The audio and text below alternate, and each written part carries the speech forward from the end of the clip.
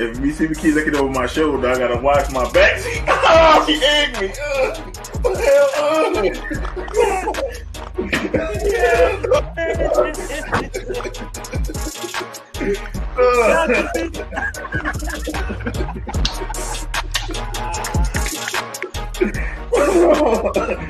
Oh, shit all over my Republican jersey. Go get me a towel. Y'all didn't know. Y'all. You fucking owners have handled Judge, get him retired? Come on! He should have been fired before the fucking season! Joe Judge, quarterback sneak on not one, but 2 times from the fucking 5-yard line! And we're talking echelon, it's going to be Yankees first, Giants second, Jets third, Mets last. No! Wait a minute. It's Yankees first. It's Yankees first. Okay. Giants second. Okay. Knicks third. No! Jets fourth. Mets fifth. Oh, wait a minute. The Nets bit their mouth when they found out he was leaving. Maybe it was girl number 25 that didn't mind doing it. I'll just put it this way. It's way bigger than Nino Brown, a.k.a. Deshaun Watson. This is way bigger than him. Yeah, that's exactly what this That's is. why, maybe that's why he got off, because it's bigger than him and there's bigger people implicated in this. I think it's going to come to maybe 5 years down the line, and then Cleveland going to crumble.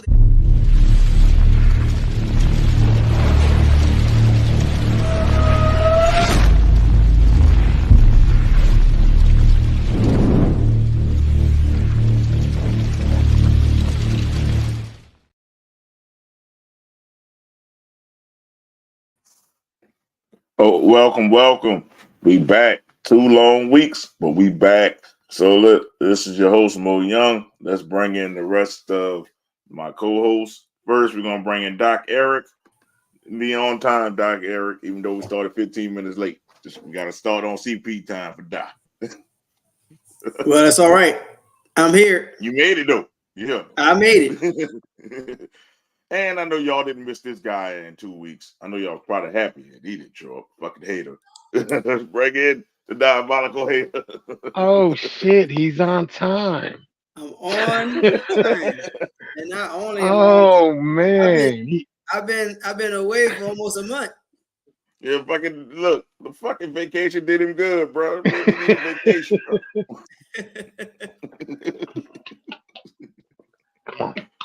But y'all know I'm always tuning in. I'm never too far away. It's good to be back, though. Anthony said he'll be on later. And then, of course, we got Anthony, the depressed Washington fan. Let me take a shot at Washington right quick. All I heard is how bad my Pistons were. Oh, yeah. We lost 28 straight. And guess who's still the worst team in the NBA? The fucking Washington Wizards. Don't be that team. Remember that? Yep. Kuzma put that tweet out. Them people won maybe 2 games since that tweet.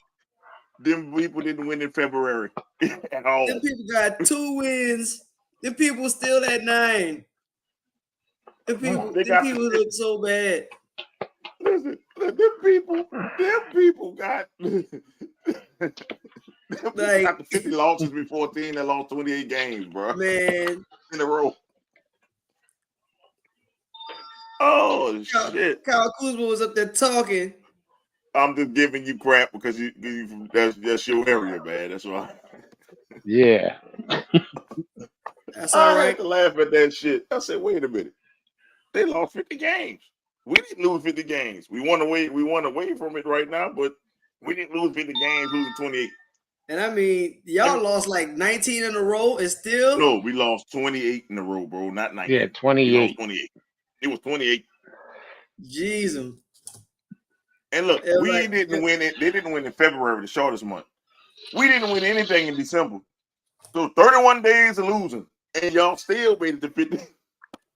And they still got 50 losses. My God.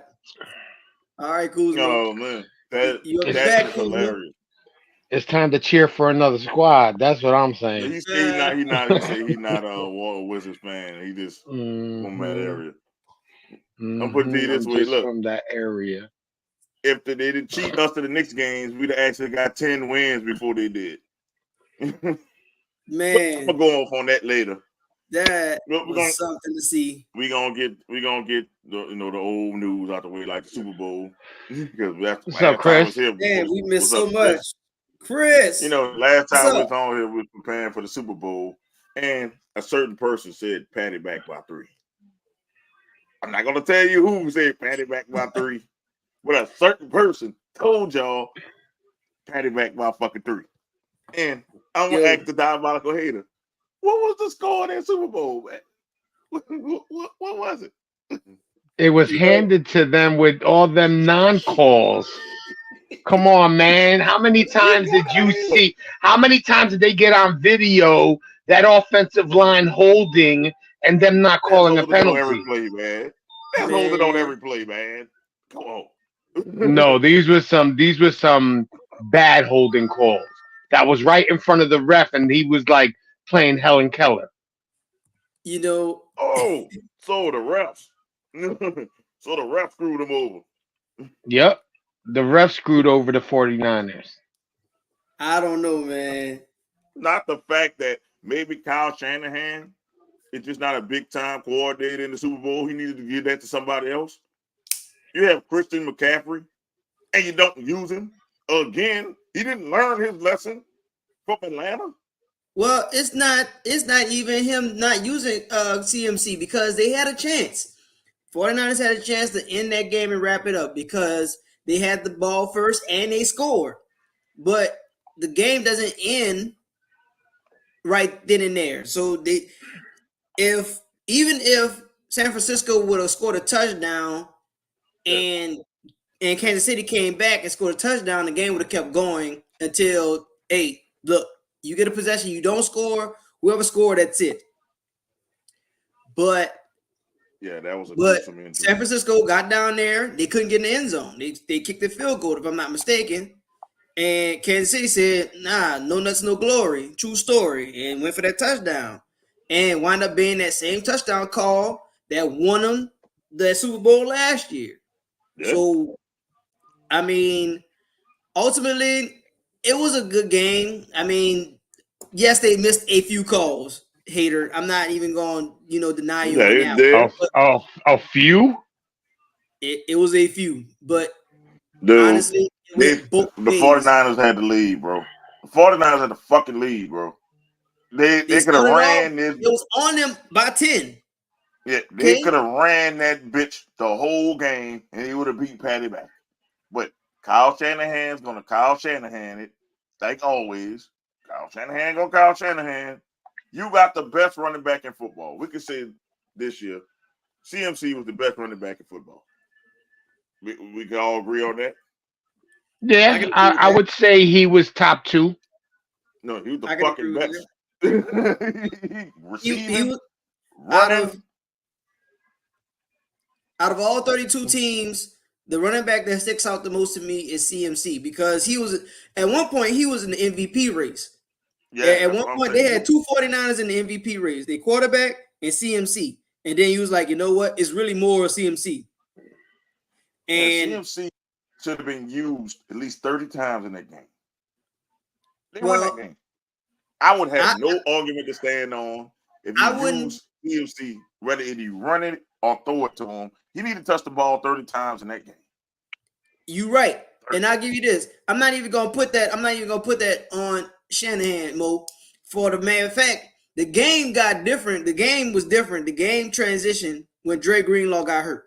When Dre Greenlaw got hurt, it was like, oh, there's blood in the water because Dre Greenlaw was in Patty Mac face every drop back. He was the coverage line. He was also in Kelsey's face too. But they still was like sputtering. They didn't get their feet until like the third quarter. Like they were sputtering in that first half. They threw that one long bomb Patty Mac threw. And that was really all the offense they had the first half. Seriously. Run CMC, Patty Mac is on the sideline. He is, and True. you take away their main weapon. But that's why I blame Shanahan. So he didn't learn that shit from Brady. He didn't learn that shit when you was in Atlanta up 28-3 on Brady, running the fucking ball in the second half. You run that bitch. Run. If you have to pass, you can win that game. well, And obviously, they choked it. And once I saw it got tied, I said Patty back by 3. That's all I can fucking say. Man, Once I saw them going to overtime, I said it's definitely gonna be Patty Mac by 3 now. Especially when Frisco kicked that damn field goal. I said Patty Mac by 3. Yep. Patty Mac scoring a touchdown. Well, I mean, they did enough. They thought the game was going to be over right then and there, because at that point you thought Kansas City was just kind of out of gas. You seen them have the last possession, and it was like, okay, if they first of all, let's get this one. Let's talk about that block extra point. That block extra point really did the difference, because even if they'd have made that field goal for Kansas City, would have did diddly. We wouldn't have got to overtime. Yeah, so 1 by 1. Yeah. So if you look at it in hindsight, it's like, man, that special teams, the somewhat missed calls and not going for that touchdown really did San Francisco in. And then Patty Mac finally threw for 300 yards in the Super Bowl. After that defense got shredded in the second half. Yeah, Greenlaw, you can say Greenlaw, but you can't give a quarterback like Patrick Mahomes time to figure you out. And they kept giving him time opportunities. Well, it wasn't even figuring out. It was just that Greenlaw injury was just the difference. That motherfucker figured out what they were doing, and he got that ball out quick. He stopped holding on to that bitch and got that bitch out quick. And shout out to McCole Hartman. He showed up. He showed and that's the fuck cool. up.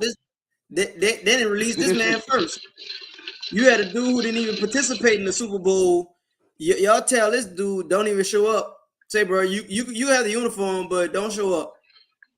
And you release the man who gave you a touchdown in the Super Bowl first over Tony? No, that was MV. That was Scanlon. MVS. I'm sorry. That's MVS. Yeah, it wasn't him. You're right. Shout out to McCole Hartman is for the Jets. That's what I'm shitting on the Jets right now. Talk about y'all have a losing culture. This man. He didn't fit. He didn't fit our shit, and our shit was fucked up from day one. You know what I'm saying? This, you have, like I've been saying for months, maybe even years. If you don't have a good offense and defensive line, you're not going anywhere. You're not going anywhere. Look at the 49ers defense off the hook. They went far. The Ravens defense off the hook. They went far. The Chiefs defense off the hook. They went far. You know what I'm saying? The offensive line, Mahomes got a good offensive line. They hold like a motherfucker. But you know what I'm saying? Whoa, because here's the thing. Holding everywhere.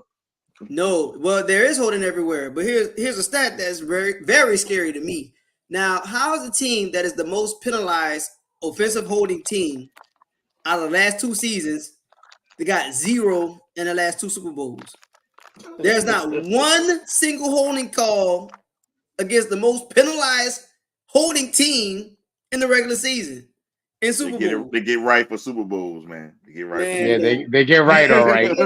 They get right, all right. Right on it. I'm gonna put it this way. All I gotta tell y'all is Patty Mac by 3. And Patty Mac got 3. So, man, it's time to start putting him in the damn No. Yes,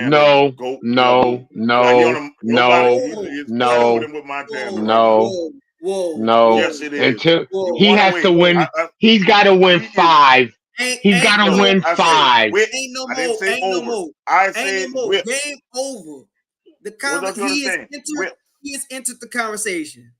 I said whip. I didn't say over, Jay. Keyword whip. Montana in that B tier because Brady's in the A tier. So He in that B tier No, with Montana, bro. Like, bro, he is. Nah. Like, who else? the Like, man dude, has walked into the run away. room. He is in the room with these people. Nah, he's standing outside the door No, still. he in that motherfucker. Drinking no. water. No, Ain't nah. no He way. drinking water. There's no Come way. on, man. He in There's that no motherfucker. way. No. There's no way.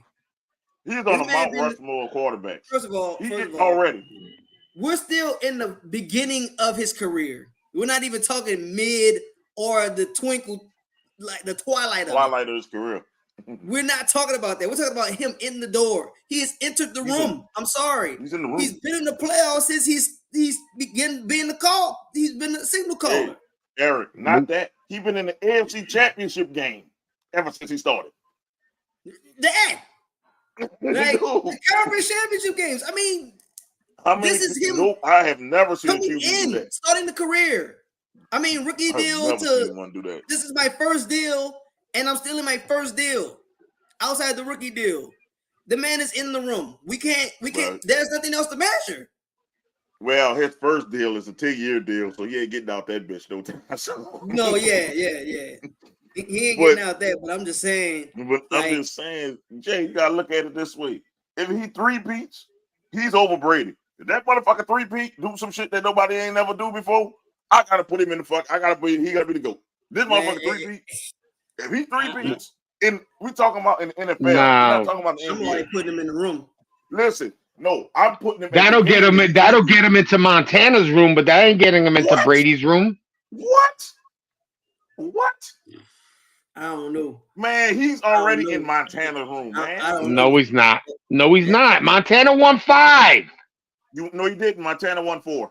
1. All right, so 4. He still got to win 4. No. To match him. He's been to more Super Bowls He got 3 than right Montana. now. He's been to more Super Bowls than he's been the same amount of Super Bowls as Montana. He lost 1 Super Bowl.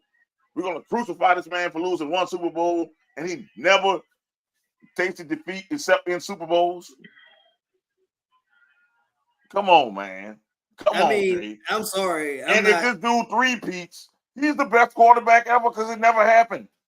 Brady never three-peated. Montana never three-peated. Nobody three-peated. This man in the room already. I'm sorry. He's in that room. I'm sorry. Brady, he ain't three-peating. Mahomes. If he ain't three-peating. If he three-peats in New Orleans, that's the greatest quarterback. I hope he don't. I hope he don't, but he gonna three-peat. Look like I hope he don't. I don't think so. It's gonna be the Patrick. I told you, he at least going to the AFC Championship. It's gonna be the Pat Mahomes Invitational again. And then he gonna find his way back in New Orleans in that fucking Super Bowl. Man, look, that's how it's gonna be. I thought we played him in Kansas City this year or next season. If this motherfucker three-piece, Jay, it's over. Because it's like a three-peat in football. That'll be the greatest dynasty ever. Because you got three-peated. I mean, besides the Bills losing 4 in a row, but you know, that's the wrong side of history. That's the wrong side of history. That's the wrong side of history. Now, if Kelly would have won all 4 of those games, then Kelly would be in that fucking conversation. We'd be talking about Jim Kelly differently if he won all 4 of those games. Jim Kelly would be the GOAT because he won 4 straight Super Bowls. Bradshaw, all them Super Bowls the Steelers went to, never three-peated. Nobody's three-peated. So if he does something nobody ever done, and he gonna have the numbers to back it up, his numbers gonna blow Brady numbers out the fucking water by the time he finishes. Dude, look how he's starting his career. Dude, I mean, this dude will be the best quarterback that ever laced him up, man. It got to the point. 8 out of it. It got to the point the man is a villain, like just for winning. Like, this is what I don't understand. People, the culture is you go into. You say you hate all you mad Aaron Rodgers not in the GOAT room next to Patrick?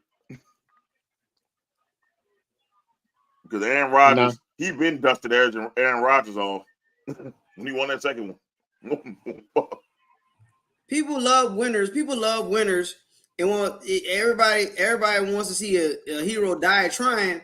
And Patrick Mahomes literally been through that. Like that Super Bowl that he lost against Tom Brady, he was literally putting everything into it. Like he was going down swinging. Like he knew it was a done deal.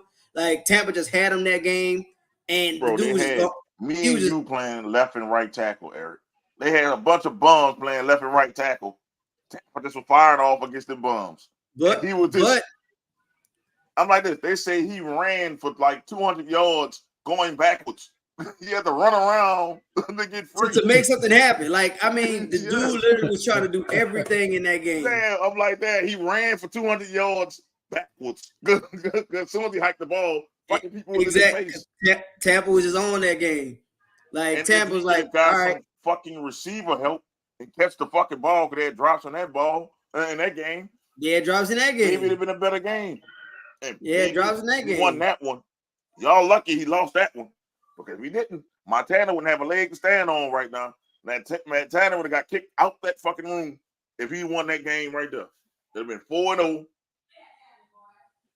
All AFC championships since he's been in there. Montana gonna get kicked out the fucking room. He'd have kicked Montana out the fucking room if he'd have won that game right there.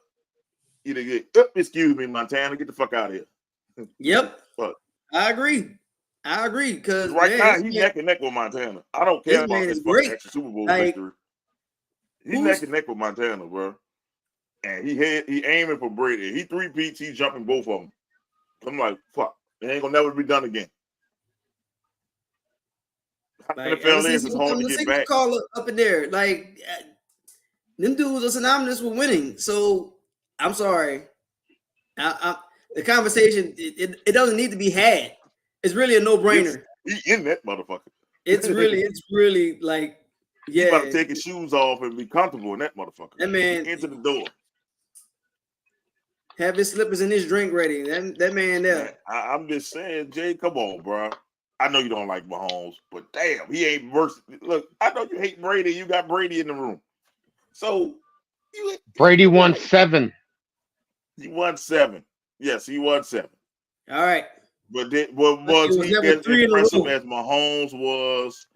It's not just because he wins 3 in a row doesn't make him the best quarterback of all time. He still has to win 7. What else is there? Yes, it is. That's a feat that no one has ever done. Tic-tac-toe. So let me put it this way: Jordan is considered the GOAT of basketball, but did he win more than Bill Russell? No. Nobody say, well, Bill Russell is the damn GOAT. Nobody ever say that because he won more. Jordan was dominant. That's why people said that this is a domination. If he was to win 3 in a row, and Jordan 3-peated, by the way, that's why we say 2 3-peats is impressive. Nobody jumping over Jordan right now. He gets a 3-peat in football. That's the equivalent of 6 NBA championships. Man, that's the equivalent. If he get a 3-peat, that's like Jordan 2 3-peats together in football because it's so hard to get to the Super Bowl in football. It is like, dude. It's hard to go to back-to-back Super Bowls, let alone go to 3 Super Bowls and win all 3. To win them, that would be the greatest feat. He ain't winning 3 in a row, so we ain't got to worry about that shit. Well, we don't know. They ain't not winning next year. We said he wasn't winning this year. Remember, we don't know. I don't know the Chiefs going win this year. We thought they was going in the water. We thought Philly had figured these people out. Yeah, Philly thought. Like, they just show up, dog. They just show up. They like the fucking boogeyman. They like fucking John Wick. They just show up out of the blue. It's like you think they did, and they just show up. Bobby Yaga. Yep. They just show up, dog. And Chiefs Kingdom, man. I just want to say fuck y'all for trading up over us. That could have been us. That could have been us, Eric. Could have been fucking us, Eric. It really could have. What could have been? Us. Oh, man. But they go more NFL. They're talking about trading Justin Fields to Atlanta. I keep hearing that. Keep popping up. Yeah, and I also hear about the Pittsburgh Steelers are still high on Kenny Pickett. Oh, what the? They're talking about they talking about they keeping him. Well, here's Kenny the thing Pickett about is absolute Pittsburgh. garbage. Pittsburgh got a culture. Pittsburgh don't really change their quarterback or their coaches like that. Like, I mean, they get 9 wins last year? Yeah. I mean, so there's really no I think that downside. defense carried that. Okay, let it be the defense, but ultimately, when you look at it, when you look at wins and losses, the blame is going to go to two people: coach, quarterback. And right now, they know the coach. The standard is the standard. Quarterback, all right. You got us 9 they're trying wins. to ruin another QB. They're trying to ruin another QB career. Yeah, Jaden Daniels. No. Yeah. Watch. No. That's who they're going for. They want Jaden Daniels. No. Please, no. Eric, I know he interviewed with us, Eric, but he's not going to make it to us, Eric, unless we make He a gonna big make it. He ain't making it to you. No, he's not. He's not. I've already called this. You be lucky to get Bo Nix or fucking Penix. I told y'all. I gave y'all the rundown. I gave y'all my list. I said the dude's gonna win Heisman. Yeah. Y'all said, oh, they got this, that, and the third going on. I don't care about that. He won the Heisman. Heisman. When they bowl game, they did that. I said we gonna. He didn't win it. He was on the sideline. He was on the sideline, but guess what? They still won it. I already gave y'all the checklist. I told y'all we gonna trade up, and I told y'all we gonna select them. I told you. If we trade up for Jaden Daniels, I'm done with Loomis. We need more than a QB. We need more than a fucking QB. We getting old on that defense. Somebody you just lost, Marcus May. They released him today. Well, he kept getting in trouble and getting on steroids. He was about to say that dude was in trouble. He couldn't even be on the field at the end of the day. That rookie end of the was better season, than he him. couldn't even be there. So, okay. No, but the thing is, it's like we better not give up a future for Jaden Daniels, and we ain't figured out our offensive identity yet. We're gonna fucking kill that kid. I don't want him to go to the Giants though. That's why we got this coordinator from San Francisco. He gonna get rid of this Taysom experiment. Now I'm not blaming Taysom directly. If we don't get Jaden Daniels, it's okay, bro. We getting Jaden Daniels. He got more. Taysom Hill got more yards than Derek Carr does. Come on, man. Not last year. I was surprised that he was he was in the top 10. He was 14, I want to say. I'm talking about something he was in the top 10, and I think it was touchdown passes or some shit. I'm like, damn, how the fuck did he do that? He played like hot garbage for half the season. At the end of the year, he finally figured it out. He was like, you know what? I know how to get play. We got playmakers. Wait, you got Jimmy Graham out here? Oh, that's a cheat code. Let me get this guy involved. Too little, too late. Yeah, a little seriously. Bit.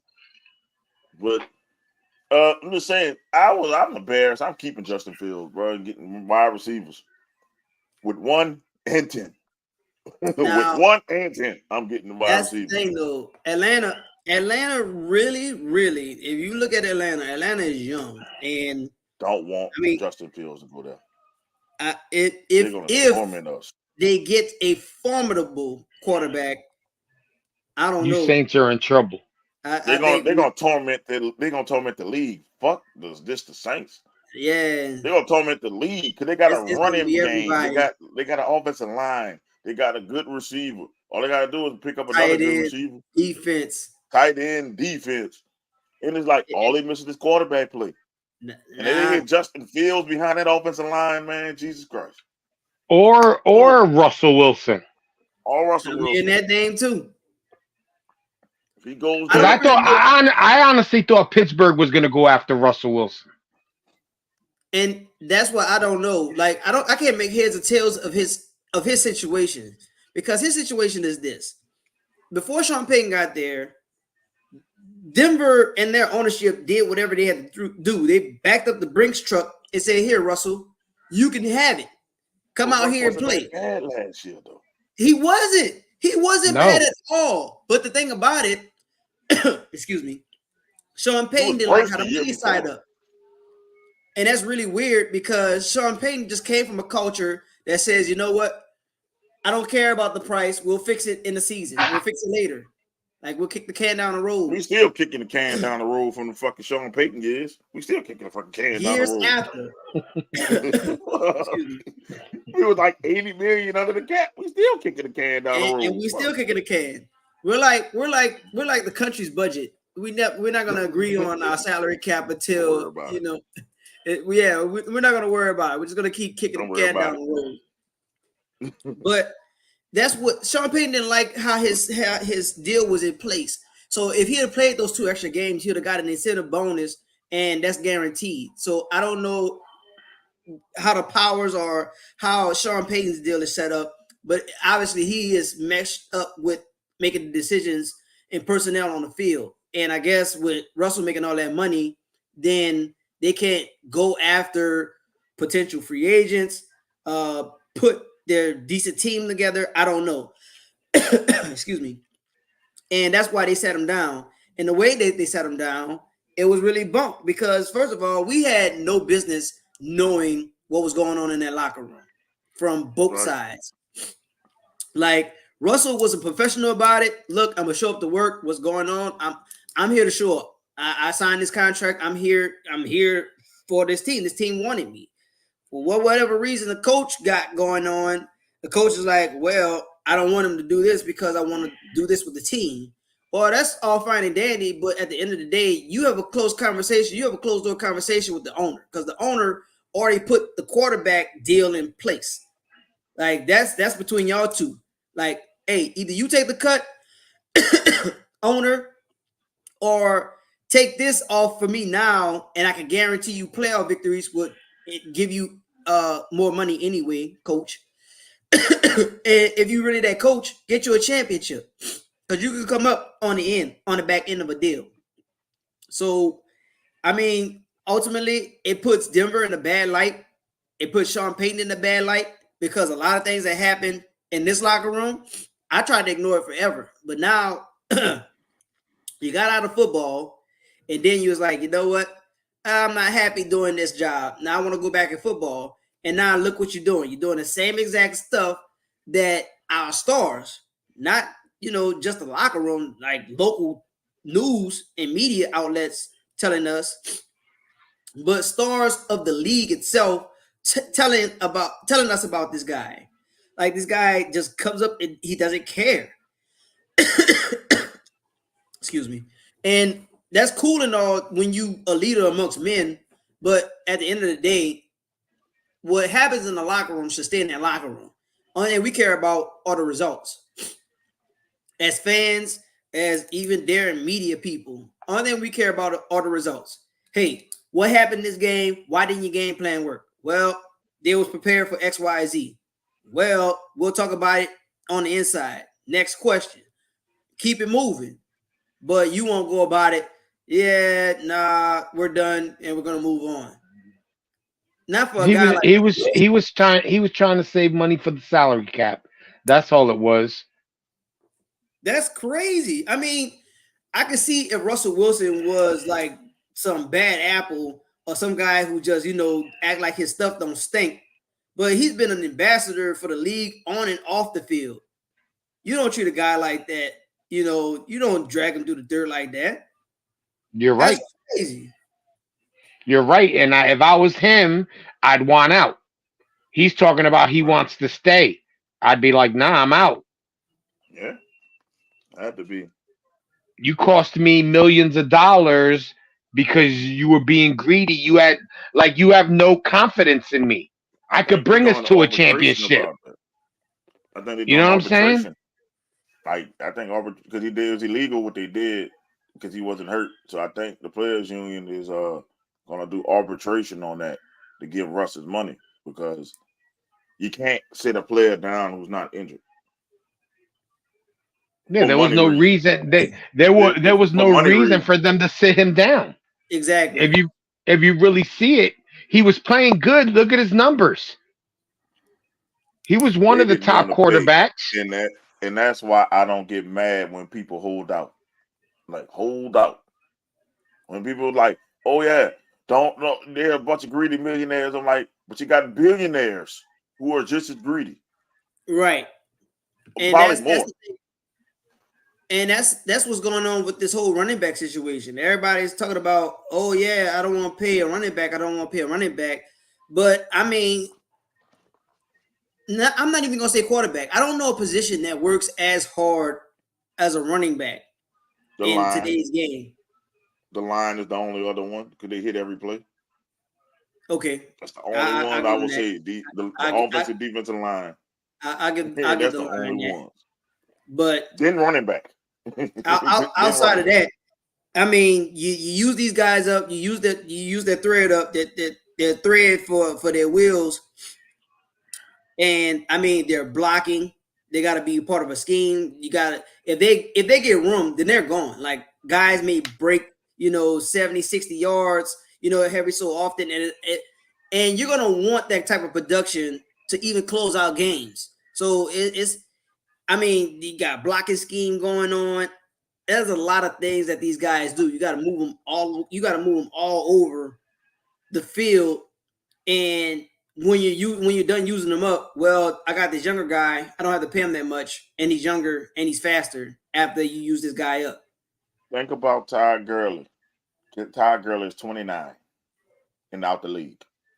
And Todd Gurley 29 was wow. great. He was great for the damn Rams. They used him up.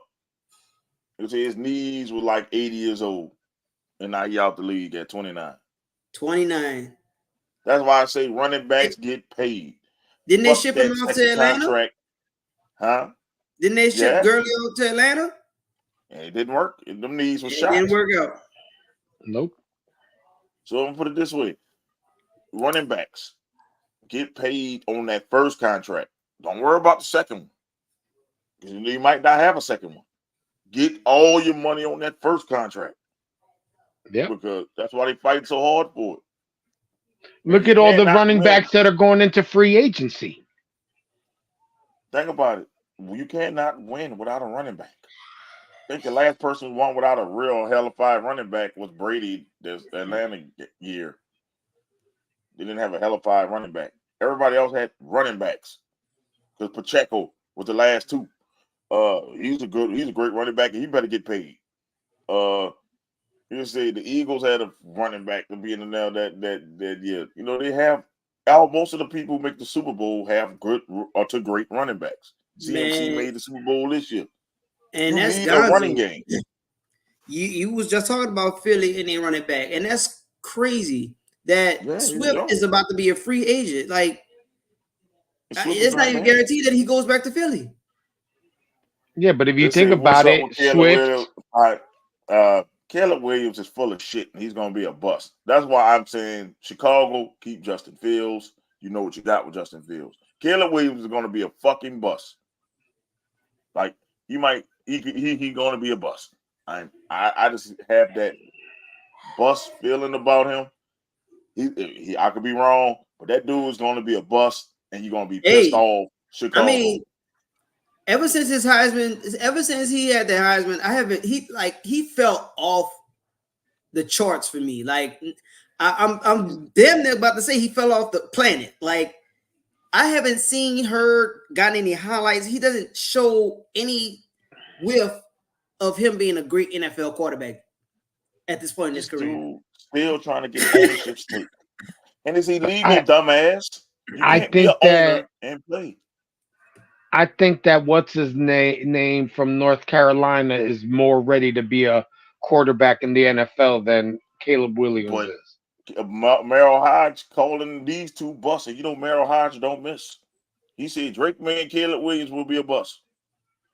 Now I have a feeling Drake May is not going to be a bust. He don't fucking miss though, man. Merrill don't miss. If Merrill say they're gonna be a bust, they're gonna be a fucking bust. He says Drake May is nothing but a faster Mitchell Trubisky.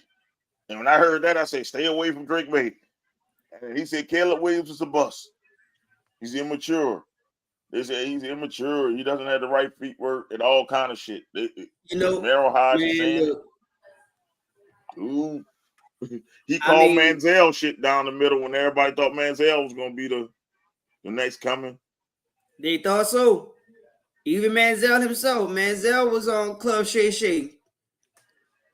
You know, talking down how he didn't push everybody off. He had LeBron try to get him up.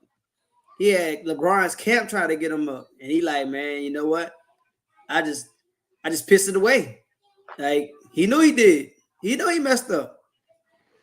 Yeah. And Caleb Williams giving me that same vibe. He giving me all that same vibe. It's like, damn, bro. Everybody putting you on this pedestal. We ready for you to play ball. And I'll get Jaden Daniels. Get Jaden Daniels or stay with Justin Fields. Do not touch Caleb Williams. I know you don't want to hear that. I don't. But the best quarterback in this draft is probably Jaden Daniels.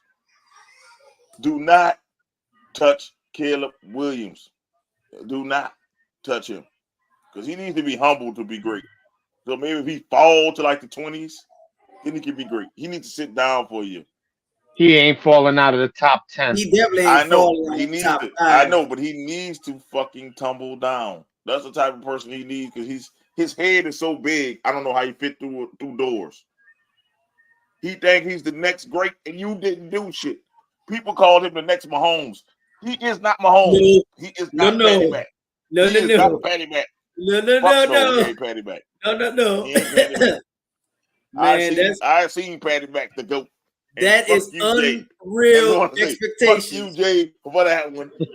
All right. You can put all you all you want. 3 Super Bowls. About 3 people. You get that all you want. He is no Pat Mahomes, and we're not about to do that slander here. He is no Pat Mahomes. Caleb Williams is more Jamarcus Russell than Pat Mahomes, goddammit. I said it. CJ Stroud is more Pat Mahomes. I'll give you that. I'll give you that. I'll ride with that. I'll give you that. I'll ride with that. I'm not mad at that. He showed he can win. Yep. With what he had. Now they could build around him, and that could be a dangerous squad. It's not even a bad team. Lucky. Look, they better be lucky that the Texans made the playoffs and they're gonna miss out on them fucking one of them wide receivers. They fucking lucky. If the Texans get one of these fucking wide receivers with CJ Stroud, ball game. The Texans got a receiver. They got a receiver. I know, but they need another. Got another one of these. But here's the thing, like the Texans been very sneaky good. Like they've been sneaky good. Like they've been either good, sneaky good, or they've been very bad. But I think that sneaky good. He's right. I was gonna come out with that risk. Henry, Mixon, AJ Dillon, soon. Jones ain't going nowhere. Tony Pollard. Tony Pollard is one. AJ Dillon is gone though. That'll be a sneaky good pickup. AJ Dillon. I don't think he's gonna get any carries with the Packers. So if I'm Dillon, I'm leaving. Barkley might be a Cowboy. That's a sad thing. Sad Cowboy and Eagle. He might be a Cowboy and Eagle. That's the ones who need a running back. That's crazy. Why would you trade him within your division? No, he's a free agent. No, they're going to be free agents. Yeah, I'm sorry. He's going to be a Cowboy and Eagle. That's the one I would go to. He just leave. Josh Jacobs, that's crazy. They letting Josh Jacobs go. Henry's old. Yeah, I mean, but Henry's old, and Henry has to go to a contender. He's old now. He can't go. You don't have many more years left in running back years. It's like dog years. Right. Yeah. Yeah. It's like running back years are like dog years. He needs to go to somebody that's a contender ASAP. Pops agreed with you. Daniel's going to the Saints. Y'all can try that if y'all want. We picked number what? 13? 14. He ain't falling to 14. 14. He might not even drop out of the top 5. So he's gonna be picked in the top 5. Don't pick in the top 5. We trading up. We're gonna trade up. What do you have though? We're gonna trade up. We're gonna trade the whole draft again. You could have whatever you want. Bullshit. He ain't that damn good. As long as it's not 22. As long as it's not 22. Shit. Don't you understand? He still had to sit behind Derek Carr because we just extended him for 2 years. So we're going to trade up our whole draft this year. I'm somebody going to trade up and I'm going to get Jaden. The pick is jaded. Mo, it's been 50-something years. When the last time we got a quarterback in the first round? It's time. Never. But it's time. But I'm just saying, listen. It's time for a change. We might get a quarterback, but it won't be Jaden Daniels because he's going to be gone. You're going to get Bo Nix. Please, God, no. My God. Just like what's his name? Nasty's team got what's his name? You get Bo Nix. Oh my God. Will Levis. Oh God.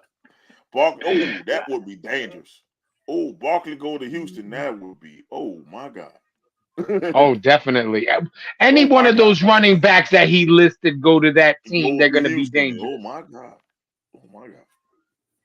I know he's that good. That's why we're not going to get him, Pops. We're not getting him.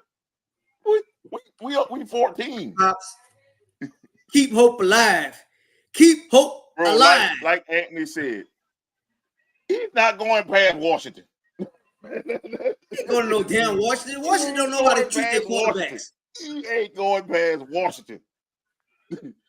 Yeah. If they pick Caleb Williams, if the Bears be dumb enough to pick Caleb Williams.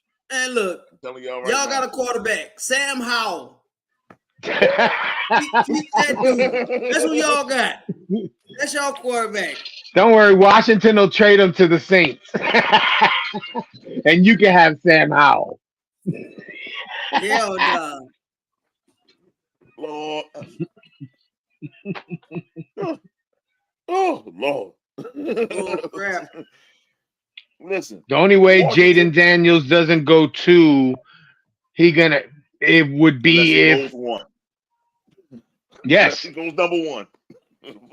I mean, I don't know because who knows who Washington is high on. Yeah, Washington is high on drugs because we know they'll pick up somebody. They're gonna pick up Bobby Boucher. Let me get Bobby Boucher at number 2, please. Let me get this quarterback from the FCS level. He been tearing it up. Washington's going to Washington.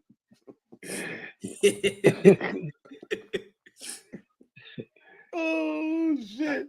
Let's see. They are restructured all those players' contracts to trade up for that Tiger. No, they restructured it so we can get under the cap. We 80 over the cap. Yeah. We all got 30 because the cap blew up. So we got 30 the cap goes up. So we got 50. We was 50 under the cap. And then we got 20 more million to go.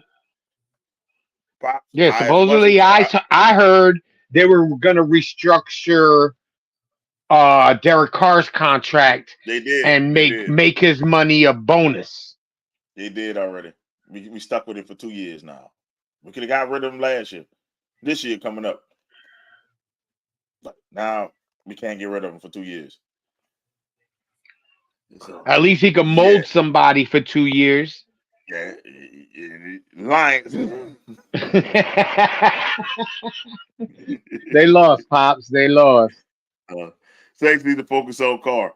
Y'all need to focus on whoever QB y'all got because we don't fucking know. Because y'all might fuck up and get a lineman. Come on, we don't need a line. We need a good old offensive tackle for Sam Howell.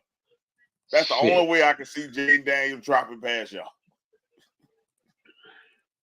Nah, they're not. They're gonna draft a quarterback because Howell, yes, did he do decently? Yes, but everybody's looking to win. And Howell also led the league in interceptions, so no. So it's like this. Sam Howell is a great backup. I would have him as my backup QB. You're coming that bitch, yeah, but not my starter. No. So I don't see Daniels dropping past Washington. If he does,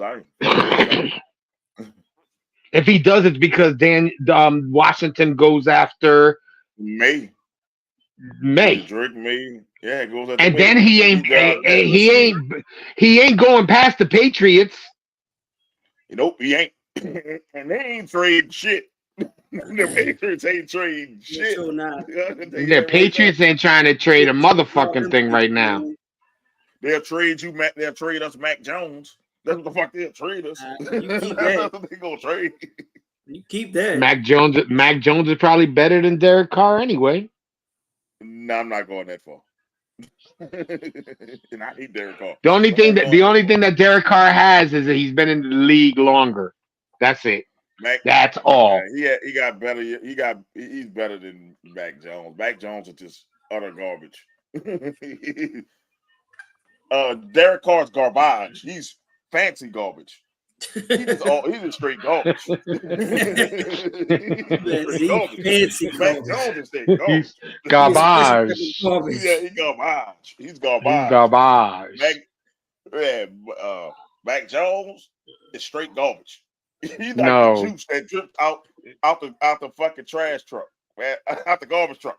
He's the juice that drips out the garbage truck. Nobody knows what that juice is, but it has the street. No, that's Zach Wilson. Zach Wilson is that liquid that drips out the back of the fucking. Come on, man. You know what I'm saying? I'm glad that the GM came on the other day and said that they gave his management permission to seek a trade. Yes. Oh shit! Bro. Zach, you can do whatever you want now, bro. Zach is supposedly looking at the Saints. Get the fuck out of here! You don't need us. You don't need us, boss. We don't want you. Look, you go to Atlanta, Tampa. We didn't accept those terms. Oh no. The Falcons. You always trade with the Jets. We're not trading with. We ain't trading. We ain't trading that one. We don't need that one. See, the last time somebody was called Mahomes Jr. was Wilson. We see what that happened. Stay away from Caleb Williams. Yep. Nope. Y'all keep that. Cut Logan Thomas. He just was injury prone, but he was a good tight end. He was injury prone though. Let's see. Who you think get the job first next year? Mac Jones or Zach Wilson? Mac Jones. I'm gonna say that shit with my chest out. Definitely I'm not gonna even stutter on that one. We ain't stuttering on that one. Zach Wilson. He might not even find anybody to fucking make a trade with it for him. Nobody's trading for him, man. Not even a 7th-round pick. You'd have to trade if you go to trade Zach Wilson, you got to pay the team to take him. Hey, I'll give you $20 million in Zach Wilson. Thanks. Take him. Well, I will take that then. Give me the $20 million. We need that for our cap relief. And then cut Zach Wilson right after. There you go. If that's what you got to do. I mean, Zach Wilson needed another year at BYU. He needed another year. People thought he was Mahomes because he made one Mahomes throw in the pro day. One throw. My God. This brings me to the draft combine. I think we need to stop overhyping this shit. I'm more of a tape guy. What did you do on the field when it was 11 versus 11? Yeah. I don't care how you look running in shorts. That's what they did with Trubisky. I don't know how did that become the wave all of a sudden? Like, as soon as a guy get one good highlight, we want to sit here and crown him this, that, and the third. But then when you got the live bullets flying and it's real, it actually counts, then they ain't nowhere to be seen. And it fizzed out. Light too bright. You talking about Javadian Clowney? That's what his whole career was on. One hit. Yes. One hit. And it was a good hit. It was a damn good hit. And he ain't do shit else that next year. He ain't been that next year, he doubled his ass. Nowhere to be seen, found, heard of. We can go through a lot of them with Javadian, Zach Wilson. When he threw a pass in a pro day, they got the Jets to draft him that high. And the Jets said, you know what? Like that. And it's not just that; it was also a recommendation from Peyton Manning. And he needs to stop because every quarterback he fucking recommends is garbage. Yeah, he's not a good judge of quarterback. Definitely not. Well, he could give them good pointers and insiders, but I mean that can only go so far unless you got the natural talent. Because let me tell you who else they recommended: Daniel Jones. Y'all don't have a good. The Mannings don't have a good track record. No. Like I'm not listening to nothing. Eli, Peyton, Cooper. You can throw Arch. You can throw Olivia, Archie. Any one of the Mannings tell me something about pick that quarterback, I'm picking the opposite. The motherfuckers don't know. They don't. All they know is they family genetics. Man, look. That's it. They don't know. Guess what? They got good genetics because guess what? Them dudes got 4 rings. They got 4 rings combined. Yeah, they might. Yeah, and none of them came from the daddy. That's cool. That's the greatest saint of all time. What are you, crazy? You made me spit my water out. You know how Mo is about Archie. He didn't fucking win. Oh no, man! You know how this man about to get. He didn't fucking win. I don't give a fuck about what Saints fans feel about this. Archie Manning was a bum in the league. He didn't fucking win. That was the best quarterback in your division. He might have been a great college quarterback. And they talk about, oh, Archie didn't have all this, and Archie didn't have that. Archie didn't win. Archie didn't win for us. Archie didn't, when he left for the Oilers, Archie didn't win for the Oilers. Archie didn't win. He didn't win for the Vikings. He did not win. Archie stayed. I love a guy who stayed. He stayed. He's a great fixture of the community. But Archie Manning did not win for the Saints. He doesn't deserve to be up in the Ring of Honor because he didn't win. He didn't fucking win. True. He didn't. That's very true. He didn't win. Same for Will Smith. If Will Smith didn't die, he wouldn't be in the Ring of Honor either. So it didn't get killed. He wouldn't be in the Ring of Honor either. I say take him down too. You know they're gonna be mad over that one. I don't give a shit. You know they're gonna be mad over that one. He's not the all-time leader in sacks. He didn't lead us to. He just was. He didn't do. It wasn't. He was him. on a good team at the right time. It wasn't him. Look, when they drafted Will Smith, I say, "Damn, we get the first." He got all flustered and shit. Man, you know the people don't like that. Him. Like, listen, it wasn't him. It's not like you think about that Saints defense that won the Super Bowl. Oh yeah, Will Smith. Nobody thought about him. We thought about Jonathan Billman, Darren Sharper, Tracy Porter. About to say Darren Sharper with his maniac self. But y'all ain't gonna put that man name in the Ring of Honor. Darren Sharper is a menace. Sex problem. But guess what? That boy got us a ring. Yeah. Look, how did Will Smith make it before Jonathan Billman up there? Just because he died, I have no conscience with saying this. I would have said it to Will Smith in his face. You are an average player, and you didn't deserve to be in the Ring of Honor. He's right next to Archie. He's across from Archie. That's the funny thing. They got them facing each other. Like they go to the dome, one on one side, one on the other side. They need to get fuck that. Take that shit down, man. Fuck that. It's the Ring of Honor, bro. The Ring of Honor supposed to be your most prestigious fucking people. Yes. That brought glory to your team. Not some average players because they're fan favorites to put them up there. No. And Will Smith wasn't even a fan favorite. When he got drafted, most people were like, who? Nah, I'll give him that because everybody knew because of the name. You know, you think of the name, you think of the movie. Did you have a Will Smith jersey? Did you know anybody with a Will Smith jersey? No, I'm not saying that. I'm just saying as far as the name, when somebody brought up a name and you know those guys that you know is good in with the community, this, that, and the third. And I'm only saying this because of you know the chatter that he gets because he used to hang around you know the police and he know high ranking police and you know people talk. And that's the only reason why his name was up in the community.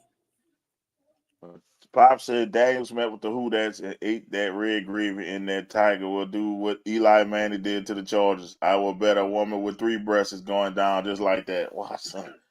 Watch. If you find a woman with 3 breasts, take a picture of said 3 breasts.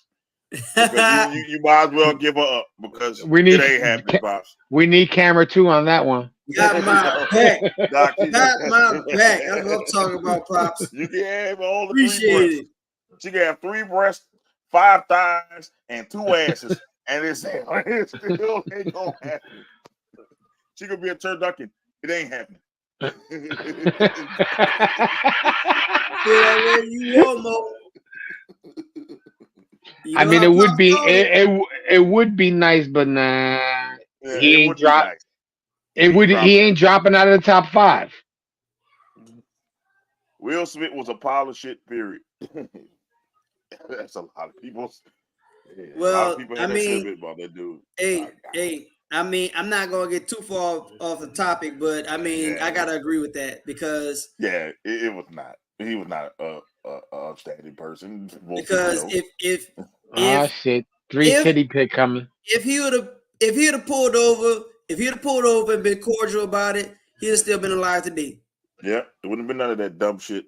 Now 2 people lied, well, 3 people. Well, his kids, he got 2 kids? Yeah, I think he got 2 kids. Their lives ruined, the wife's life ruined, and the kid who shot him life ruined. All over road rage. And the more details come out, the more I want that name to come down off the dome. So I'm just being real with you. So, but that's crazy though. Like, and real quick with the case, now he was with an off-duty police officer. Now, if you were an off-duty police officer, dude should have had the common sense to be like, say, bro, look, this is what you call it. This your boy that played for the Saints. Just leave it be. And I bet you it'd been left alone. But you know how people want to talk. And it was one of those weekends where we had one of the festivities going on. Dude told him, say, bro, I know you could get away with it. Just pull off. And here we go. And now everybody's life is ruined. You got kids without a son. You got kids without a father. You got kids that lost a father to jail. You got a wife without a husband. It's crazy. It could have been resolved real quick if you'd have pulled over. This is who this is. You ain't got to have your shirt off, this, that, and the third. You know, or if you're drunk, get your wife to drive home, bro. Like, you had a car full of people. It's really hard to feel sorry for this dude and how you find out how this actually went down. Yeah, that was a tragic case, man.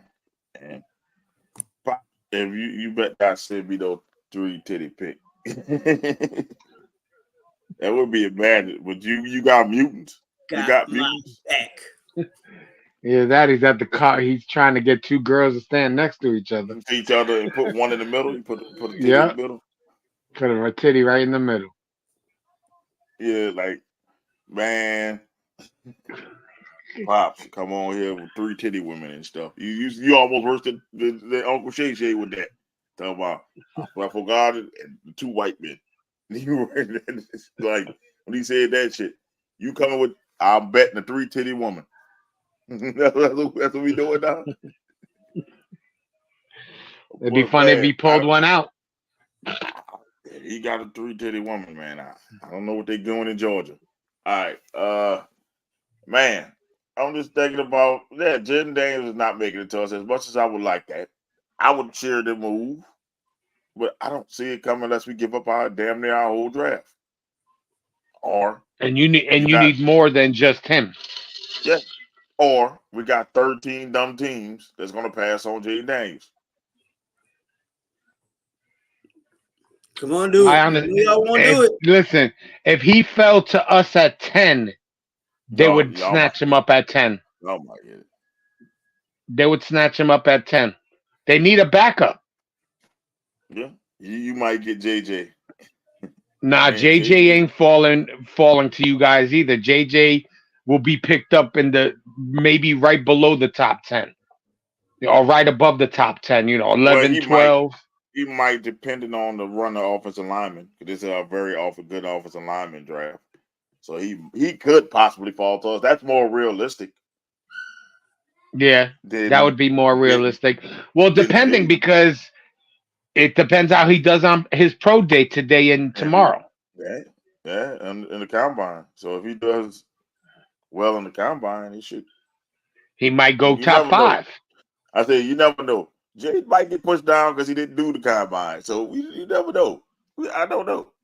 We Keep don't hope know. alive. Nah, you getting Bo Nix. Keep hope alive. We already got Derek Carr at home. We don't need to go get more Derek Carr. Yeah, that's what they want. They want another Derek Carr. There's Derek Carr that can run. But I still take him over Caleb Williams. Yeah, I fucking said it. That dude is gonna be a bust. I don't care. I'll bet a 3-titty woman on that he'll be a bust. So that's what we doing now, Pops. I bet you Caleb Williams will be a bust. Shit, he could even be my Tulane Green Wave in the Cotton Bowl that year. That's my new. I said, oh, he ain't prime time. Their receivers and everybody else was faster than our whole defense, and they still lost that game. Caleb Williams took a safety. He saw the pressure and took a safety. And they lost the game. He got a bitch in him. Caleb Williams had a bitch in him. I think the Bears need to open their eyes and see that what they have already, and then just build around them. You got 2 picks in the top 10. You know what I'm saying? You could receive an offensive lineman. Or 2 receivers. Exactly. Grab a receiver at number 1. But see, a lot of people are souring themselves on Marvin Harrison because he didn't do pro day. Malik Neighbors, a lot of people say Malik Neighbors is better than fucking Marvin Harrison. And is. He probably is. Malik Neighbors is not a bad pickup either. I mean, you got number 1. You could trade down with a team that let somebody else take that Caleb Williams bullet. But if you're wrong and Justin Fields go to Atlanta and is a Pro Bowler, oh Lord. Oh, Pro Bowler first season. Yeah. I say he does that and bring Atlanta to the playoffs, right? That GM is fired. That GM is gone. They're gonna get rid of that GM. Because we had him. The fans want Justin Fields. It's not like the fans say get rid of him. The fans want you to keep Justin Fields because y'all went on like a 5-game winning streak at the end of the year. They want Justin Fields. Keep him. I draft a wide receiver, maybe another offensive lineman, and then in free agency, I'd bring in a nice running back, and there you go. Boom. Mm-hmm.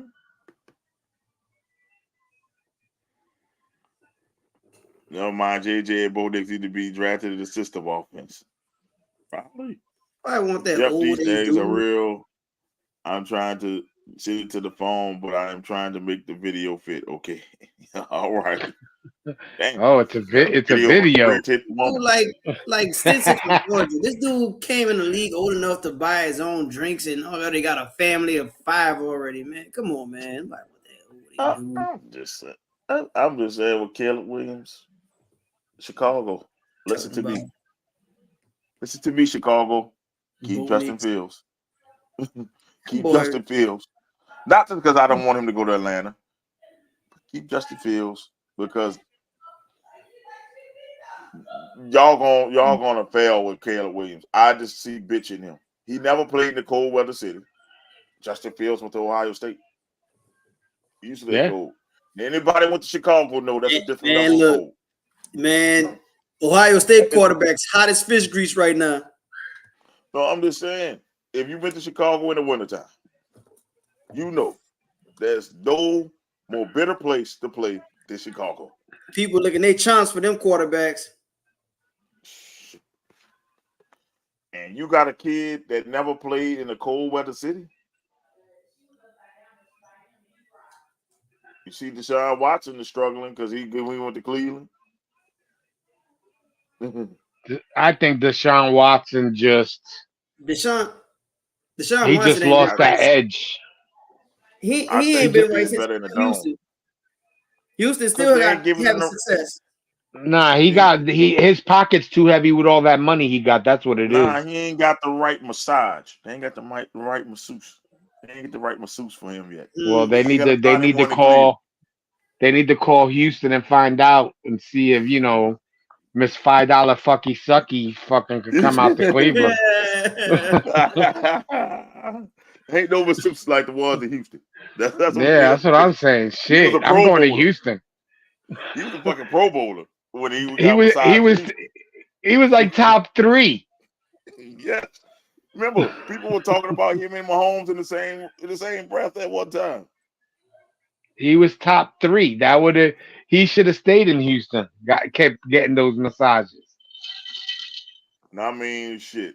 I look like I want him to come here. I'm glad. Well, he could have found him a great masseuse on Bourbon Street, right there on Bourbon.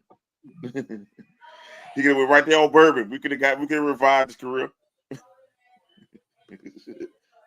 I just want Justin Fields with 2 teams, Falcons or Vikings. I read it with the Vikings. I do not want to see Justin Fields twice a year. Because first, one, we struggle with mobile quarterbacks.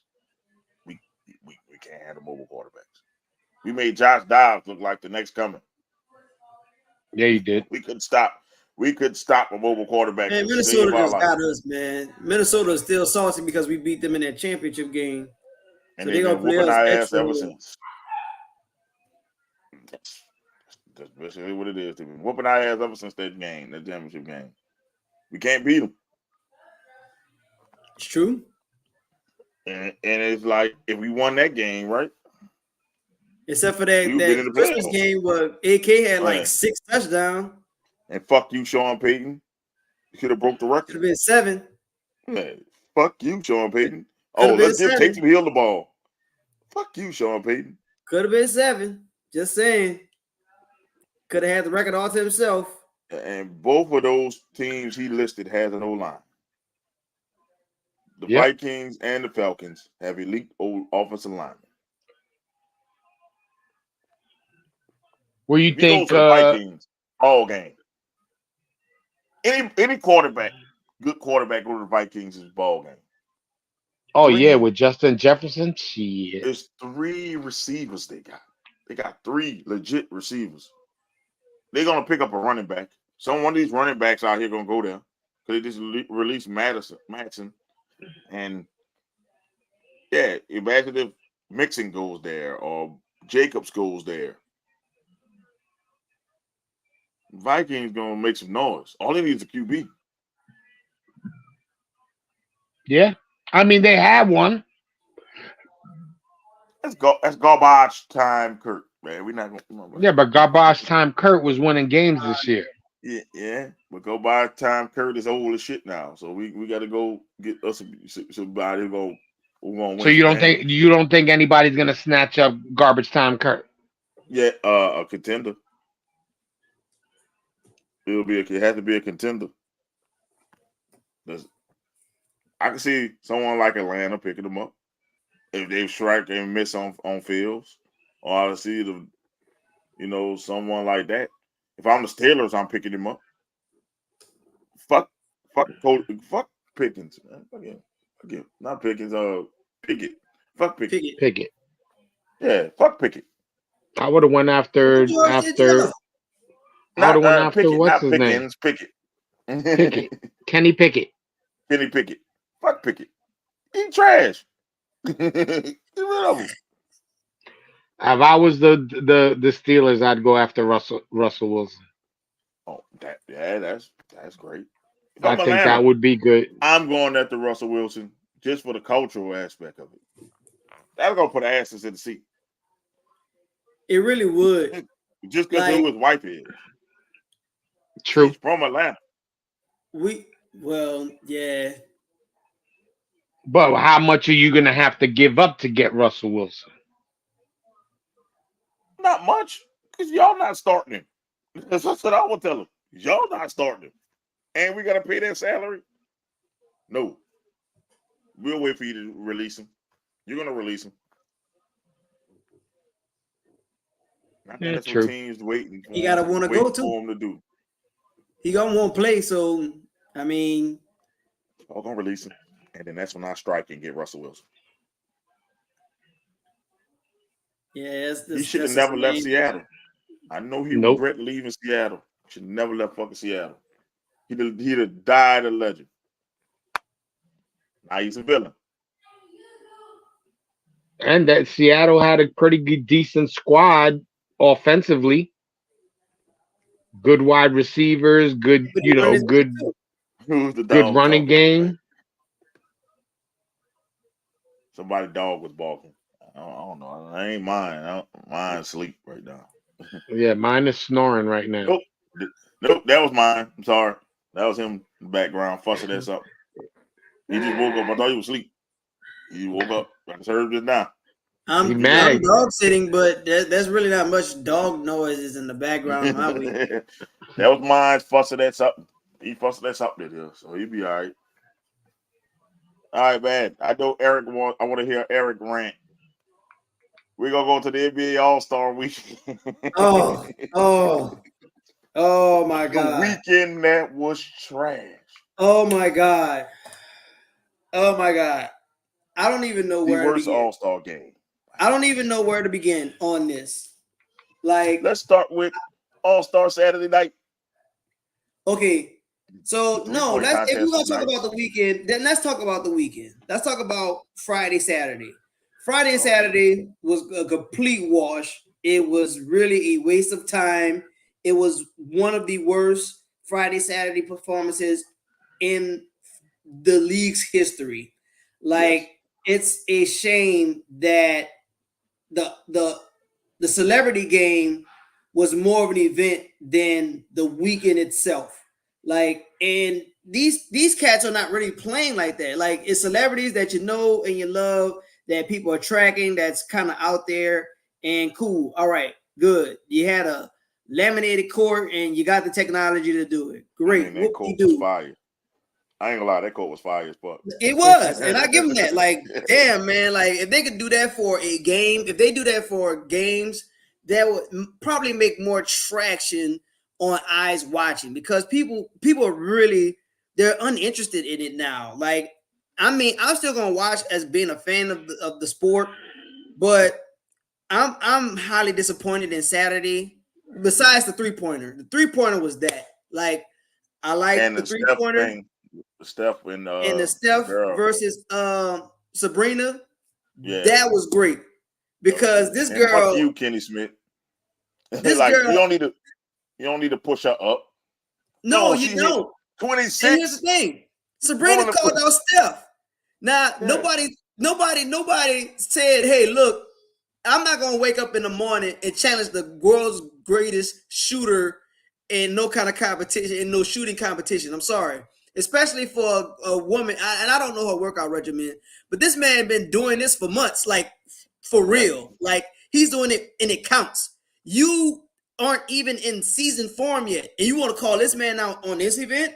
And you think about this. She already had a smaller ball. Kenny Smith wanted her to be pushed up. So she already got a smaller ball, so she got the advantage there because her hands are smaller. Yeah. And then you want to push her up. That lady probably would have hit 40 if you'd have pushed her up. Well, and that's the thing. That'd have been all bad, because if you want to see her and challenge the dude, okay, well, guess what? You're going to get the same distance. I'll give you the smaller ball, but you're going to get this distance. You're going to get this distance. It don't even count. What we're really talking about here. She would have been in the men's final. She would have. She would have been tied. She would have been in the men's final. She would have tied. So she still did good. Like, I'll give you your ball, but you're going to get this distance. Like, I don't want nothing short. Like, I want the same distance, and then we could call it out. So I'll give the 3-point competition that. But at the highlight, the main card, everybody wants to see the dunk contest. Now, hats off for everybody that's on a team, on an NBA team that participated. Even Jaylen Brown. Jaylen Brown. Good Jaylen Brown. Jaylen Brown. That was the worst. I mean, it was bad, but okay. I give it up to you for participating, because I blame, and I'm gonna go all the way back. I'm gonna agree with Stephen A on this one. Stephen A, he put this on LeBron James, and I will put this on LeBron James. And the reason for this is this: when you are the face of an era, when you are the man, when everybody got all eyes on you, I mean, you got people that's in your home city, Cleveland, you got the 29 other arenas or other teams that's going to fill up seats to come watch you play. And you did this in 2007. You put this on TV. You said that in front of this camera while cameras was hot and rolling on the NBA. You said, I'm putting my hat in the ring for this dunk contest, and you never showed up. You are in year 21. You have now made it legitimate for these guys to say, I don't want to do it, and I can still get the accolades. People will still love me. That's the one thing about LeBron James's career that I will never give him praise on. I will never give him a slide for it because Jordan did it. Kobe did it. Even damn Giannis get in all-star stuff. Like he participated in the other parts of the weekend. And even these young cats, even Jason Tatum did something. Like all these young cats did something, but the thing that we wanted you to do, you never gave it to us. And you want to sit here and say, I don't want this, I don't want that, leave my kid alone. Well, now you didn't open the door. Now other superstars, and I'm going to even use mine. I'm going to use Zion. Zion did the same thing last year. You know what? I'm going to put if my teammate and Trey Murphy III can come up in here and participate, and he should have won it, by the way. I can get on that in a minute. If he could get into it, then I'll get into it. What happens? You're healthy this year. You're rolling this year, and the weekend comes, you don't get selected, and you're nowhere to be found. You didn't even say, you know what? Nah, slide aside. Whoever. You could have slid any of those guys out there, and people would have seen you dunk. Even if you would have been in the first round. But every face of the era has been in this contest. There's no excuse. And now you have a back-to-back G Leaguer. And I'm not trying to take nothing away from Mac McClung, but they got their own stuff going on. Basketball is so televised, they done made this league off of stuff, people putting stuff on their phones. That's why they got the overtime event. You put that kind of stuff for these type of weekends and those type of events. For this event, I want my professional leaguers doing this stuff. And now I don't get that. They're not gonna do it, bro. Different era. They don't care about it. That's what I'm saying. Now LeBron has opened the door for it. Now these guys feel like they don't have to do it. And now none of them are doing it. And now it's going away. And in case in point, like I think it's gonna be another kid gonna do it though. It's a kid that we don't know about yet gonna come in there and do it because dunking is becoming fashionable now. So you know, they doing dunks we never seen before in high school. So I think they're gonna have one kid that's willing to do it once LeBron retires. Somebody's got to come back. Somebody's got to come back because I applaud Jaylen Brown, but he sucks as a dunker. But that's not his thing. But I mean, he's a game dunker. He's not a showman type of dunker. This event is for showman type dunkers. Like I wouldn't even be mad. Who's a good dunker now? Like, oh God. Anthony Edwards is a good one. You got yes. Anthony Edwards is a good one, but he just got hurt. But Anthony Edwards is a good dunker.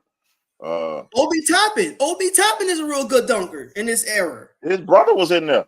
And they didn't rob his brother. They showed the dunk his brother was gonna do. It was a hide and seek dunk. He threw the bitch behind his back and come around and catch it and windmill it. And that was his last dunk he was saving for. And they robbed him with Jaylen Brown. Let me get started on these fucking judges. You need to learn how to dunk a fucking basketball first before we even that old codger from I forgot his name. He fucked up this dunk contest. Because ain't no way Jaylen Brown got 48. How? First of all, I'm gonna follow you up, Mo. I'm gonna follow you up. They robbed the dude from Miami first dunk was nasty. This is how you get rid of this bull crap. Stop this 10 through 50 crap. It's either 1 through 10, 5 judges. Let them be past winners or even legends of the game. So, because that's what we're here for. We're here for legends and people who actually know what the hell they're talking about and what the hell they're watching. Do it 1 through 10. Slam dunk contest, I think. No, it's one of the first or the second dunk contest that old Kaja. Get him the fuck out of there. He was asleep. Like his damn date. You got these old NyQuil or something. Sports, all these old dusty bastards out here with this 1 through 50 bull crap. Oh, you got a 48.6 or a 49.9. Like, I don't care about that crap. If you give me 1 through 10, then I know what the average will be. If it's all 10s, then it's gonna be a 50. I if like it's the point. 10, a 9, it'll be a 49. I don't need this point crap. I like the point stuff because I don't like they had the point stuff.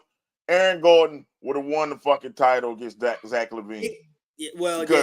Because now you got to differentiate what's a 10 and something that's above a 10. Because all his dunks was above a 10.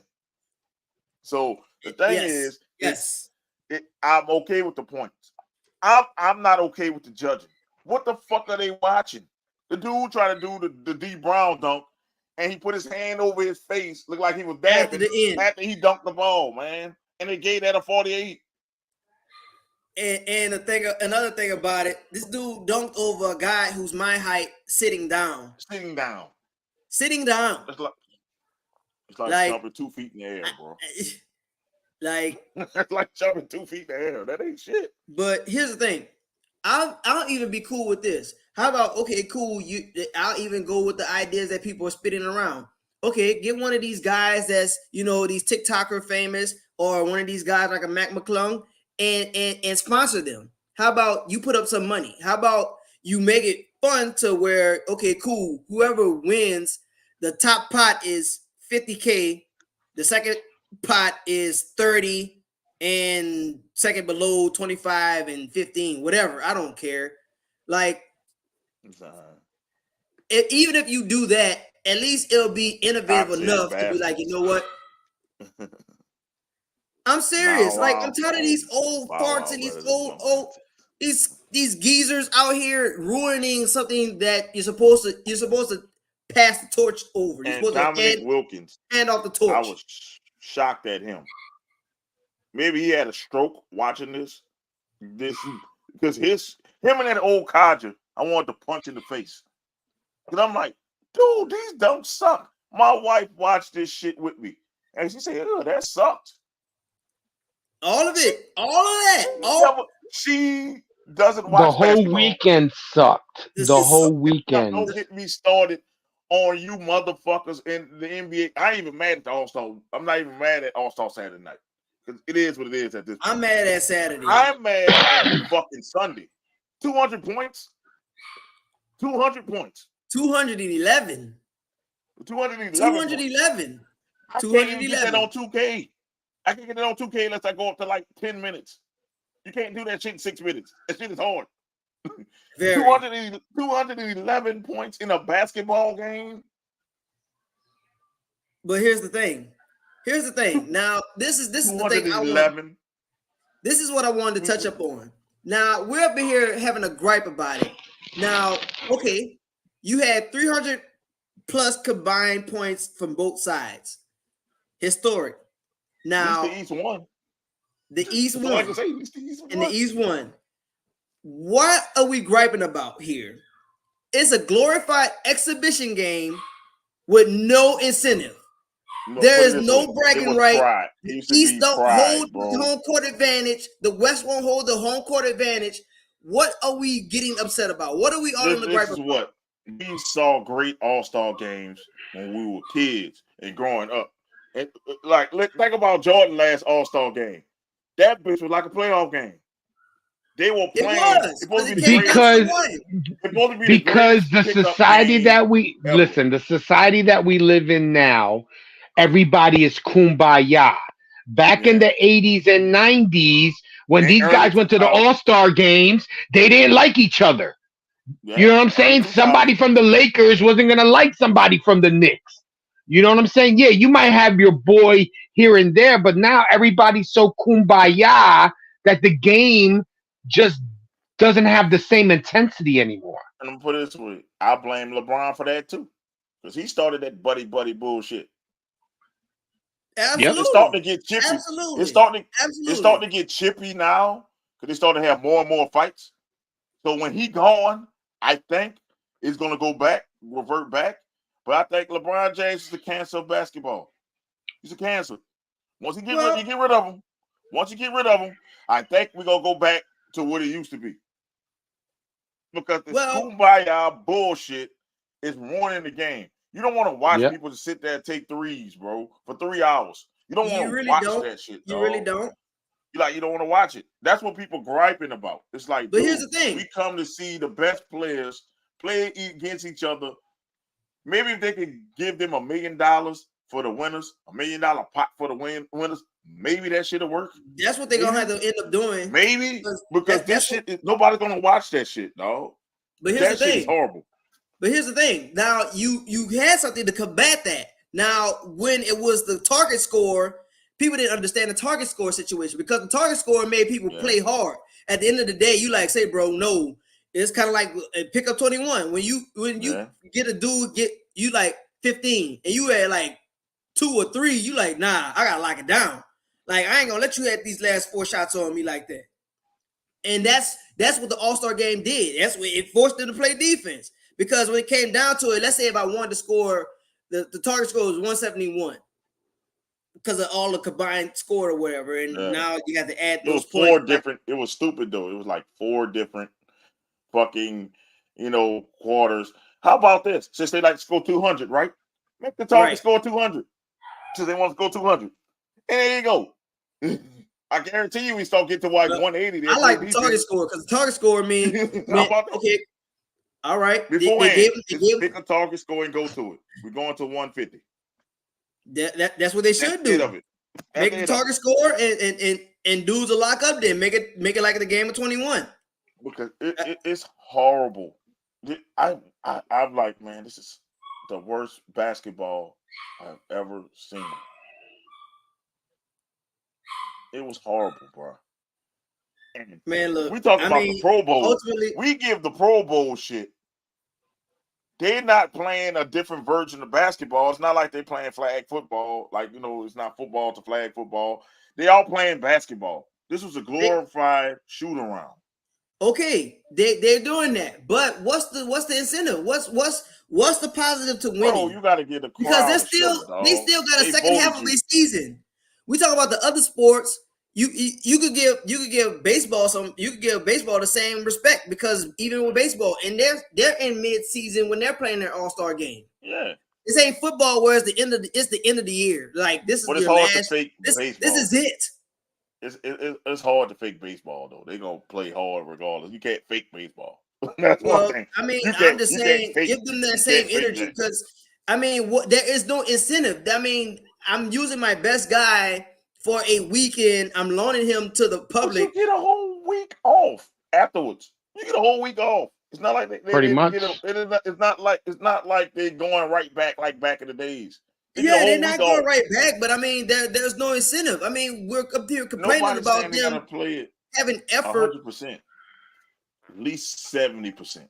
Well, look, 70%. Look, you can at least get front the guy. You can at least put your hand up. You can at least do something like that. You don't have to let the dude score.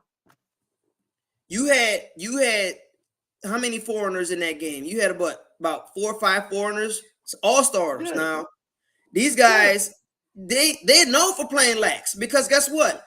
Their rules are a lot different. Because if you go in that paint, then believe you can touch down there in European ball. But most of the time, it's chill. And when Luka and Joker had that fast break, what they was doing? They real chill. And then they put Shy in there. And Shy is from Canada, if I'm not mistaken. Yeah. So, I mean, that's the name of the game now. They got chill personalities. They don't really care. I'm putting it to it. It's an honor to be a fucking all-star. That's what it used to be. You're the all-star. It's a fucking honor. You go out there, you get the crowd a show because they voted you into that shit. Because you get them bonuses for being an all-star. So you still get incentive because when you're an all-star, you get that bonus anyway. So I'm like this. If you're not going to play hard, we're replacing you. We're going to ask you, hey, if I select you, you want to play hard? And you be like, no, this should have like 20 reserves already. Replace their ass and get a reserve of your bonuses. We're going to do something. We're going to do something. We got to get some people in there that want to play hard because it's ruining the All-Star game. I used to look forward to the All-Star game when T-Mac and Allen Iverson and all them were playing. Dude, they got their shit off. They let they did the off the backboard don't. They had fancy plays, but they played defense. At least it was even hard defense. It was like, I'm in front of you. I'm going to contest your shot. I'm going to stop you from going here. From time to time. Nobody say you got to do it the whole game, but some point in the game, you got to do something. You can't just let the dude shoot a three. Oh yeah, Eric, here you go. Your turn to shoot a three. Bang, you make it. You're an NBA player. If somebody give you a wide open three and you got a 3-point shot, you're going to make it probably 80% of the time, bro. Well, that's like I said, with those foreigners being chill, those dudes just don't care. They're like, okay, cool. We will put on a show, but if now they already know how they're gonna aim for MVP, and it just seems like the older guys, the older statesmen, they're gonna say, okay, we're coming to see you do this thing. And for Dame's situation, Dame is known for hitting that half-court shot. Like, it's just his game. It's just something that he got in the bag. He's been great at it since college. And it was like, man, this dude taking off early. So he had his highlights and it carried over. And it turned out the East gets the win and he gets that MVP. But ultimately, it goes over to who's the elder statesman. And like you said, LeBron is in year 21 in his 20th All-Star game. He's a buddy guy. And that's in turn what the All-Star event was. It was a buddy act. And, you got the foreigners who coming up in here talking about we're real chill. I don't really care about it, but I'm going to put on a show. We'll put on the spectacular pass. It might be something that you've never seen before. Oh, I did it in the same pace, at the same, pace as a fast break. And okay, but ultimately, we're complaining about an exhibition game. It doesn't count for anybody. The only thing that's counting for is how many times this guy has made it and how many points this guy has if he's been in said event. But ultimately, I mean, we're still talking about it, but we always want to talk about a way to fix it. Well, they had a way to fix it. You didn't understand it. Hey, get rid of it. They did. Now it's back to this old school way. But again, no up, no down. Okay, you get money. This guy got eyes on him. He gets money. And yes, his team may be in position, at April and May basketball, possibly. But again, no guarantees. How about this? I saw this idea floating around. The 2 worst teams play for the number 1 pick at the middle of the All-Star weekend. There you go. I guarantee you that game will be interesting. Well, look at this. It'll be the Pistons and the Wizards. I'll guarantee you I'll watch that before I'll watch the All-Star game. The Wizards will whoop your ass. Nah. Well, right Jordan now we're tied now. We're no longer. Well, the league, we're tied now because we lost today. They're combating this stuff. So the league right now, they got the in-season tournament, which gives the guys money. You got the play-in, where you're not going to have scrub playoff teams because it's going to be people who want to compete, i.e. the Miami Heat of last year fell to number 8, barely got in the playoffs, and was playing for a finals. Well, possibly could have had a championship. And that's what's in place now. So now you went back to old scheme, All-Star weekend. I mean, with the game itself, ultimately, the only thing I cared about were my guys there. I had no guys off my team to be representative. So I really got no stake in here. I ain't got no stake in this claim. Like, cool. I hope everybody. The last time I had guys in that bitch. I mean, personally, I hope everybody loses. I hope at least one of you guys go out for a game or a week or whatever, and it gives my Jay's the my only team one a who chance had to climb somebody up. in there. Yep. Jay was the That's only it. one who had somebody in there. On this panel. Shit. Oh, Stop definitely. dunking That using is the stag as a ridiculous. prop. How about this? Jump over Wimbyana, then I'll be impressed.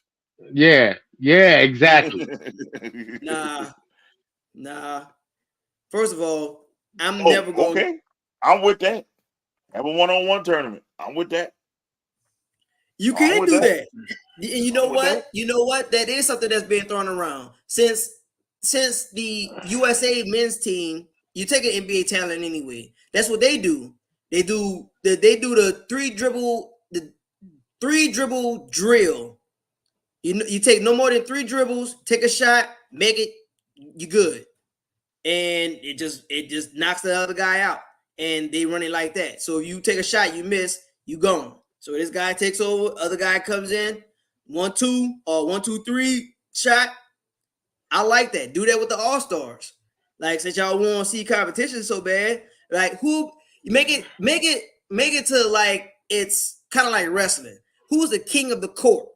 Like who's the man in everybody that we done picked out here? So out of 30 guys, because we're going 15 each way or 15, 14 each way, who's the king? Who's the man out here? Or who's the second best? Be like, say, bro, I got you next year. Running like that. I would say still Ice Cube's fucking idea and do a 3-on-3.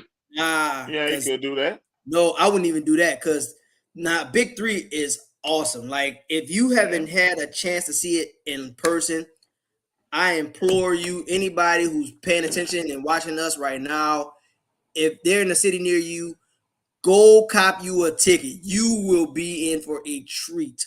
Yeah, the championship was down here one year. I went to it. It was nice, but I'm not gonna say do exactly like the Big 3 with the 4-point shot and all that. Nah, run a 3-on-3 tournament since the 3-on-3 is now an Olympic sport. Yeah, you can do a 3-on-3 tournament. That is live. Like them dudes, they play ball. Like I mean, the hand checking is there. I mean, you have to play defense 3-on-3. Ain't no love tap. Like you go for a dunk, brother, putting it in your chest. You gotta play defense 3-on-3. You cannot not play defense on 3-on-3 because it's a smaller area, so you have to play defense. You get half court. So I'm with it. Run, get all the All-Stars, put them in 3-man teams, and then here we go. 3 for each team. 3 players for each team. No. I would run a whole tournament. Just run a tournament. Go to 21. Run a tournament. And then the winner gets $1 million. The winners get $1 million apiece. I like that.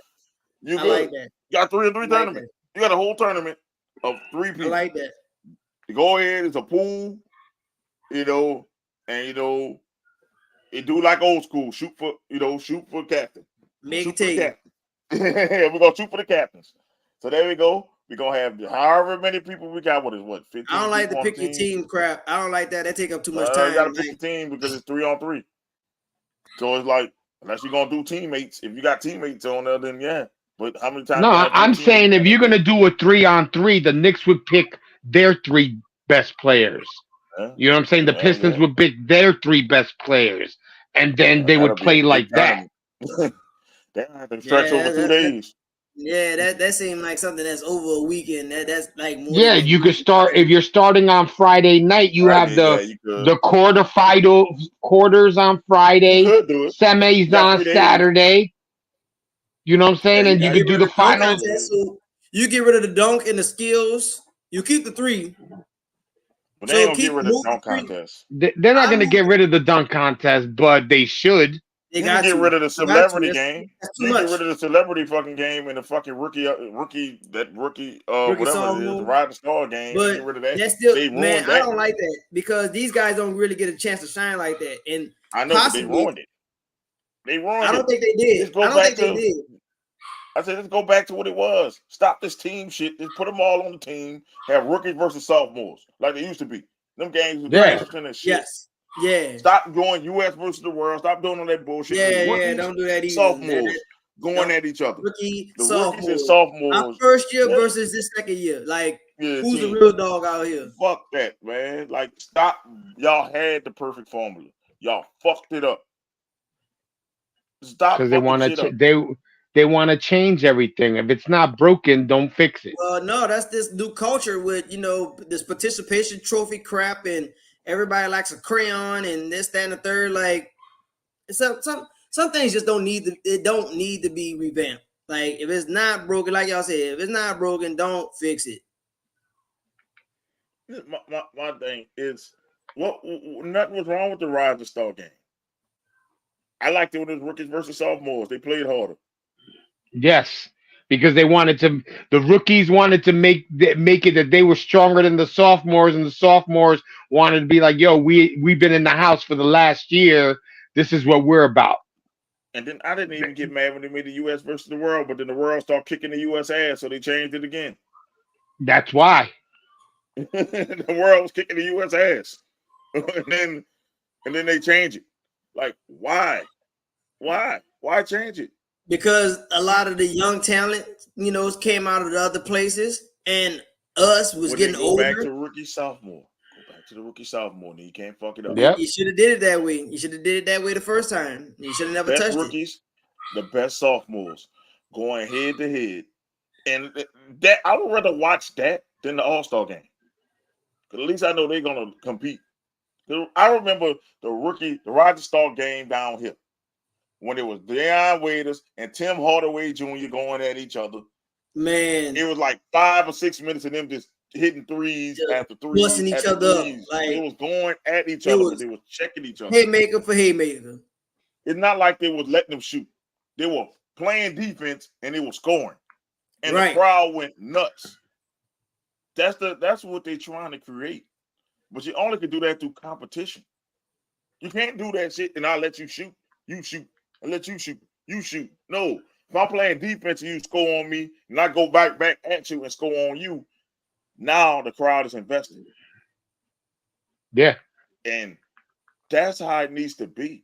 So I don't know what Adam Silver needs to do. I'm like this. When I'm Adam Silver, I'm finding each one of you bitches that don't play defense. Because everybody, I'm going to find y'all ass if y'all don't fucking play defense. You don't get no check. That's what I would say. Yeah, you don't get no check. He can't do that. But here's the thing. I would damn near try. I'm going to find you then. I'm going to take a portion of your check if you don't play defense. It's like trying to capture lightning in a bottle, because everybody wants to capture these moments.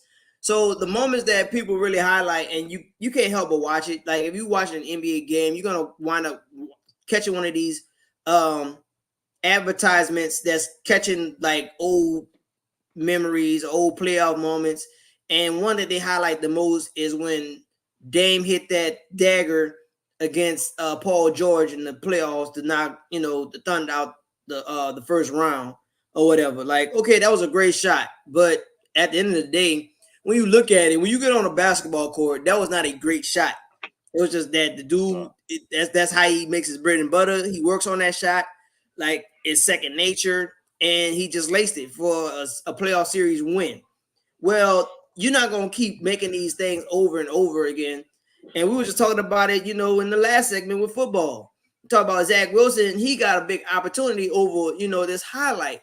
Cool. I don't know how much work he's put behind it. I mean, I can say for Dame Lillard, like he's done it to a second nature where it just looks that easy, but it's not easy. Now you sit here and yeah, we want nothing but 3-point shots. Okay, 3-point shots are as good as a moment. Like, if they're not contested, then I mean, what we're doing? We're doing a shoot around. We're doing a shoot around, really. Like, but if somebody's contesting it and somebody's in your face, like it counts for something, then yes, then that's what gets us invested. And with All-Star Weekend, there's nothing for me to get hype about. Like, yes, my guy made it, and yes, my guy might have something cool about it. The last one I was invested in was the last one down here when we still had AD. AD so happened to, win MVP, and at the time, he just scored the highest in All-Star game history at the time. I was invested for that. But now there's no bragging rights. It's not transitioning to the wins for May and June basketball. Case in point, I'll say Kobe's last one. Kobe's last one, it meant the damn because he kind of wanted to go down. He knew the Lakers was a sinking ship. It was like, man, look, I did everything I could do. You know, it's kind of like I had my fun in the sun, but it's moving on to these younger bulls now, as these younger leagues. Now, will they take my mentality? Will they take the things that I laid upon them, you know, to heart? Because, you know, you had your Kobe challenges with this, that, and the third. Kobe challenged guys to get so many points, defensive player of the year, MVP, so on and so forth. Well, you had that for a brief minute, and then when, you know, Kobe left the game and eventually passed away, now it's kind of like we didn't notice what we had until it's gone. Like it's literally gone. We don't have that anymore. And we don't have that Kobe era where, hey man, every play counts. Every moment that I'm up training and I want to win and I'm going to dedicate my life to this craft. We don't have that era anymore. And case in point with LeBron. LeBron is great. LeBron is in year 21. I'll give this man all the flowers in the world.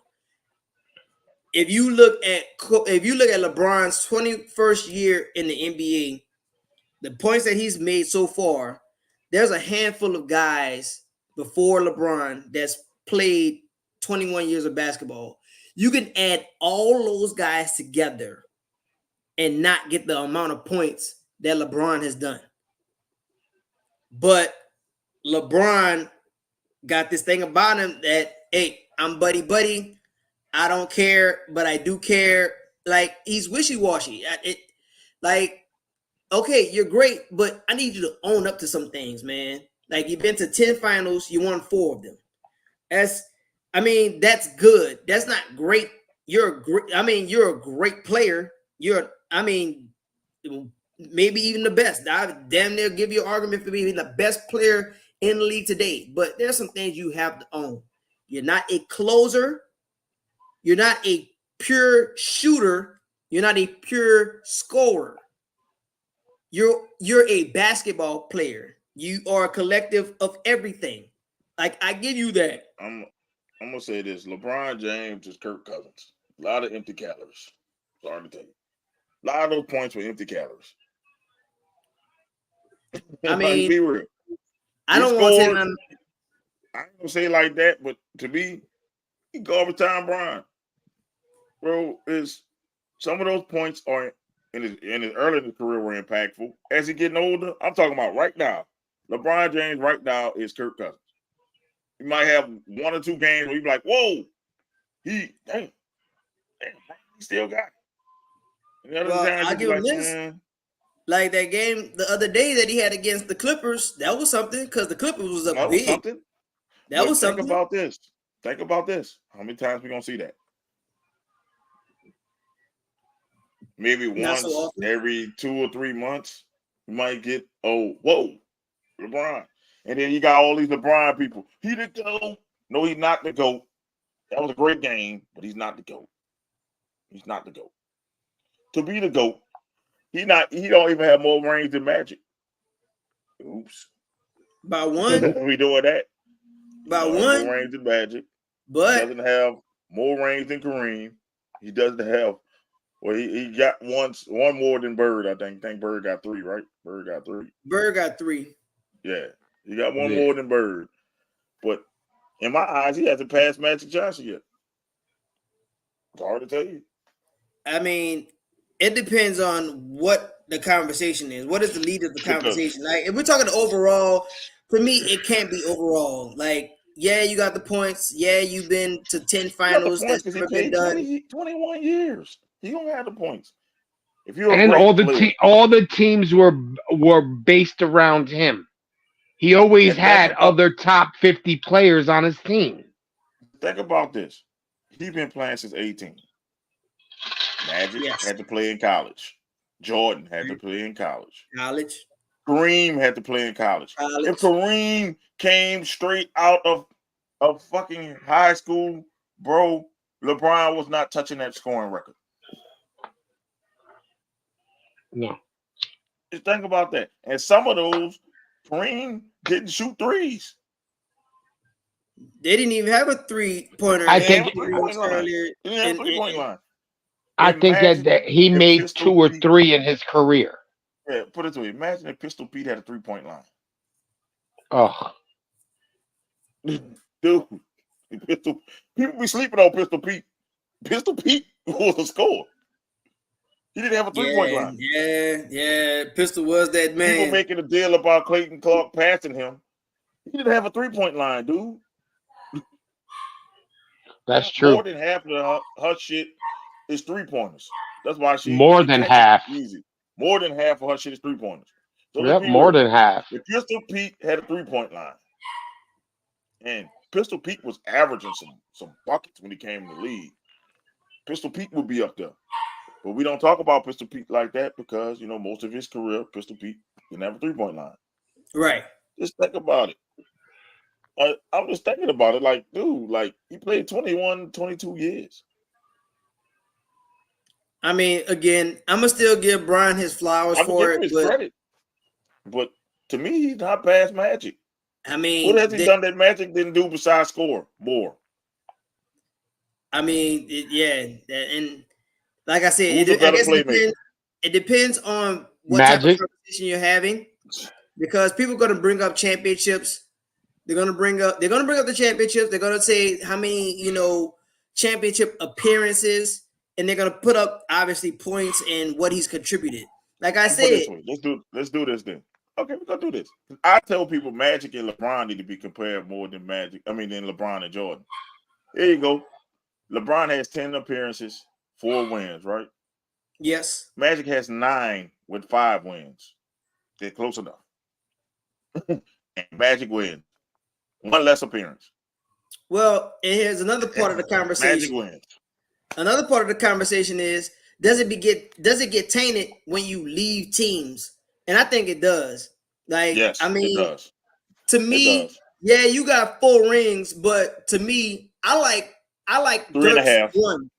I love Dirk's 1.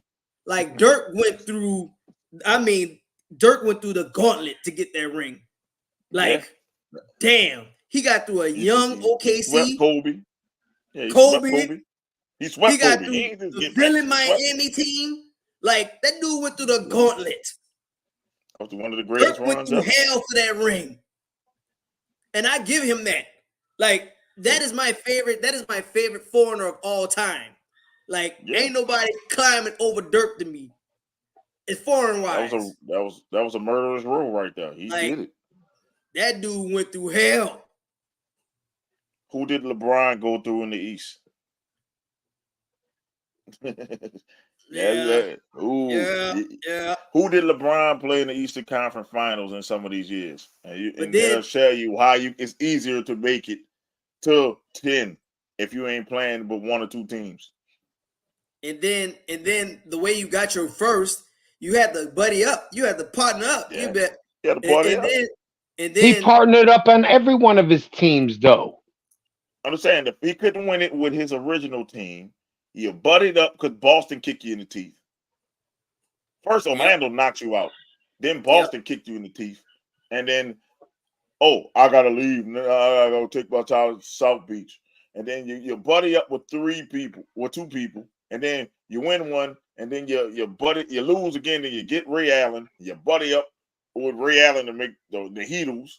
And then, I mean, come on, man. It's ridiculous. Another sour then the taste. Heatles start getting old. I mean, they start breaking the Heatles up. And then, I got to go back home to Cleveland because guess what? They got Kyrie Irving over there. And Kevin Love. Instead of keeping Andrew Wiggins, the number 1 pick, we're going to trade Andrew Wiggins. We're going to trade Kevin him. Love, who was getting 30 and 10 like it was nothing. Kevin Love. People don't realize how dangerous Kevin Love was. Yep, we're gonna do that. We're gonna get a title there. We had the biggest 3-1 comeback. I give him credit for that one. That one was a big. That's the one I really count is that one. Yeah, well, Cleveland did this for you. Then Cleveland started getting old. Oh man, I gotta go to LA. I can't do this shit with the young guns. Let's trade our whole future to get Anthony Davis. Let's trade everybody and everything. And I told people, I said, if they kept that core with an aging LeBron, the Lakers would be a dynasty right now. Well, the Lakers got their Think championship about out of this. it. I know they got one, but you'd have had multiple if you'd have kept that core together. Well, the league minus Lonzo honestly, Ball because his knees is the league and it's like placed that think for about them this. people. Julius Randle, Like a beast. He could be a beast. You got Brandon Ingram, a beast. Jordan Clarkson is a great 6-man. Josh Hart is a great. Josh Hart was on that team. Yep, great defender. You had Kyle Kuzma, knucklehead ass. I'd ended up trading his ass after a But while. Kuzma, he was good with that team. He was good. He was good with that team. And then you had Lonzo Ball, could have been a backup point guard because LeBron is the point guard. Lonzo wouldn't have got hurt like that. If Lonzo would have I'm just saying, Lonzo could have been a backup point guard because LeBron is the point guard. So, man, look, I'm not putting Lonzo on no bench. I'm sorry. I'd have put Lonzo on the bench. I'm not. You don't need to because he's not good without the ball in his hands. He's not an off-ball shooter.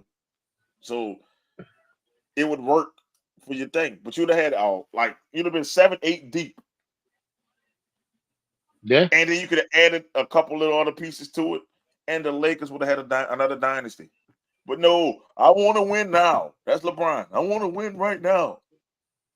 Traded all those players off. Think about how many of them became all-stars. For a league Brandon pampered. Ingram became an all-star. Randall became an all-star.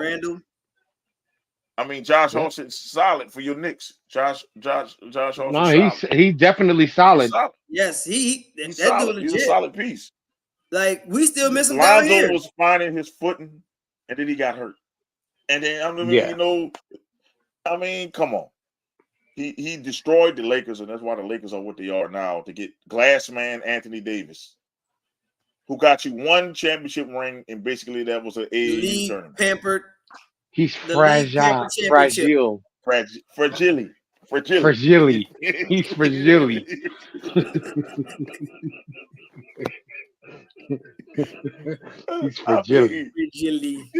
I mean, you gave up the next Kevin Durant. Because that's what they was calling Brandon Ingram. Baby Durant. He balling. He balling. Like, he balling for the fucking Pelicans. And shout out to B.I. for this win tonight, because I knew it was gonna go down like that. I was like, man, we got a back-to-back against the Pacers. I said we're gonna lose this one. We're gonna lose this one on the road and gonna win this one at home. And that's exactly what the hell happened. And like once again, for you Pelicans, they need to make the fucking voodoo jerseys be the real jerseys. That shit, when I went to that game, it felt like New Orleans. It didn't look like this red, the navy blue. I know it's in the flag. Get rid of those colors and go straight voodoo jerseys. Them voodoo jerseys fire. Yeah, I know why they did the color scheme that way, and I'm cool with it now. But I'm like this. Them voodoo jerseys, and with the voodoo shit that was going on in the arena, they had the little candles, the logo with the bones. Yeah, bro, that should be y'all logo. That should be the logo, because that's New Orleans. That's definitely the logo. That's the logo. Whoever that's the logo. Whoever they hired to do that did their homework on that one. I give them that one. The whole arena felt, when I went there, when they had that fight against the Heat, it felt like I was at a New Orleans game. Now when I look at the Pelicans, I'll be like, I don't really connect with the fucking Pelicans. You're like, it's New Orleans. I know they're a New Orleans team, but I don't really connect with the colors, because when I think about it, nobody think about our flag like that. Yeah, people really don't even recognize, what our colors are either. And we think of Mardi Gras. We think about Mardi Gras and shit. It grew on me. I mean, the scheme grew on me. Like, I'm still not crazy about the name. Like, I know it's our state bird or whatever, this and the third, but I'm like, bro, like, I think Utah could give up the name Jazz, bro. Let's just give us our damn name. I'm good with the Pelicans now. It grew up on me, man. But it has to be the voodoo Pelican. That it was when the Pelican, the normal pelican thing is a fucking pelican, but the voodoo one is all bones, so it's like a skeleton of a pelican. So that bitch is tight. That's your jerseys. That it is. That's your color scheme. Fuck that other shit. Who cares about the New Orleans city flag? I'm glad. Nobody do. I'm glad they were able to get the black because they actually had a sanction against us. When we first got the team and made them the Pelicans, when we gave Charlotte back the Hornets and all of that, we actually petitioned the league to have black in our scheme. But then they told us that we couldn't have it because they had enough teams in the same conference that already had black. And they was like, if you can't oversaturate, teams in the same conference, and then you had an Easter team who rode in black, which I think that's when Brooklyn first coming around to their color scheme and screwed us out of us having black. You didn't know the color of the Saints are black and fucking gold? Yeah, that's what we wanted to do. We wanted to do black and gold. New Orleans connects with black. Don't you understand? New Orleans connects with black. It's a dark city. We don't need red and navy blue. I'm thinking New Orleans is a dark city according to everybody. Oh, voodoo. Y'all know voodoo. Every time I go out of town, y'all must be voodoo. I don't know no fucking y'all do that voodoo, don't y'all? Yeah. Y'all do that voodoo down there. Dark color. So I like the little lime green, greenish shit they got with it. It was cool. I went in there, I was like, damn, this I like the presentation of everything. I like the shit. Cool. Yeah, I feel like I'm in New Orleans. They did their homework on that one. I give the person who did the design, they did it good. They need a raise. Can LeBron shut up by his son Bronny? He's not. Yeah, Bronny. But think about this. Jimmy Butler was playing the same way when he first came into college. I think Bronny needs 4 years of college. He doesn't need to come out early. Well, a few shows ago, he needs 4. We talked about it, and I'm the one that stood out. I said, because when he first had that cardiac arrest, everybody was saying that he was done for the year. I said, no, he's not done for the year. You did say that. I said he's going to be back, but the thing about it is they have to monitor him. So they got the modern medicines and technology, the advances in modern medicine and the practice of modern medicine, where he could come back. And I'm not going to say this is just a blip on the radar. It's something worth monitoring. But at the end of the day, I'm glad he has his life. Like he's living his own life as his own man. The only problem, and it's unfair, and that it happens with all of the faces of the eras. Like whoever's the next born son of said man, if your name is connected to the same last name, you're gonna be watched. It's the same name, bro. His name is LeBron James. Exactly, that's what I'm saying. It's the same name. He's gonna be watched with the same admiration and the same expectations as the man who is the great one. And it's unfortunate that your name is LeBron James Jr. and we're gonna play you and treat you like you're LeBron James Sr. And it's not fair. He's LeAngelo of the Ball family. That's him. He's gonna be the one that doesn't have the talent to do it. Because I told people Bryce is the one that we need to be talking about. Bryce just led his team to a state championship. So you trying to say Bronny's and what's his name? Anastas Guanquilucupo? Not as bad. No, he's not bad as the Nastas. The Nastas is. It's just like this. Bryce got all his daddy's genes. Bronny got a mixture of both. Put it that way. He didn't get the 6'7" like Bryce did. He wants it. He might be a solid bench player. That might be his ceiling. He might be a bench player. But, because he's LeBron James' son, he's going to get in the NBA. We know that. But he might be a good bench player. But when I saw his high school highlights, I'm like, he doesn't dominate the game for us to be giving him this much attention. He shouldn't have been a McDonald's All-American. He shouldn't have. Certain people got left off that list. He shouldn't have. If you go by his numbers, he shouldn't have been a McDonald's All-American. But we know there was better basketball players that had better numbers in high school, and they got left off the list because of Bronny. Let's be real. He shouldn't have been one. But we know why. I'm okay with it. But he needs 4 years at USC to be NBA ready. 4 years. Well, his daddy ain't gonna make it that long, so Your daddy ain't gonna make it. So you ain't playing with your son.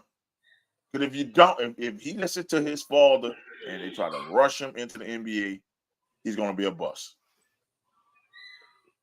I don't know. I think Bronny's going to be a bust anyway. No, what I'm saying, if he goes into 4 years of it and matures, he can grow. Also, he can, like I say, be a bench player, a good six man. He might not be the star, but he could have a good NBA career if he stays 4 years. He can be just as But good as Jordan's boys. I think he could be better than Jordan boys. He's more athletic than Jordan boys were. And, yeah, it's definitely gonna be better than Jordan's he kids. plays good defense. He is definitely his mother's child because his daddy can't play defense to save his fucking life unless it's a chase down. Yes, I said it. He didn't get that from LeBron Sr. because LeBron Sr. was not known for his defense. He's a good chase down blocker, but Bronny can play on ball defense. He can be Patrick Beverly. I mean, fuck, he could, every team needs a Patrick Beverly some kind of way. Well, I don't want to take nothing away from Brian because Brian can move.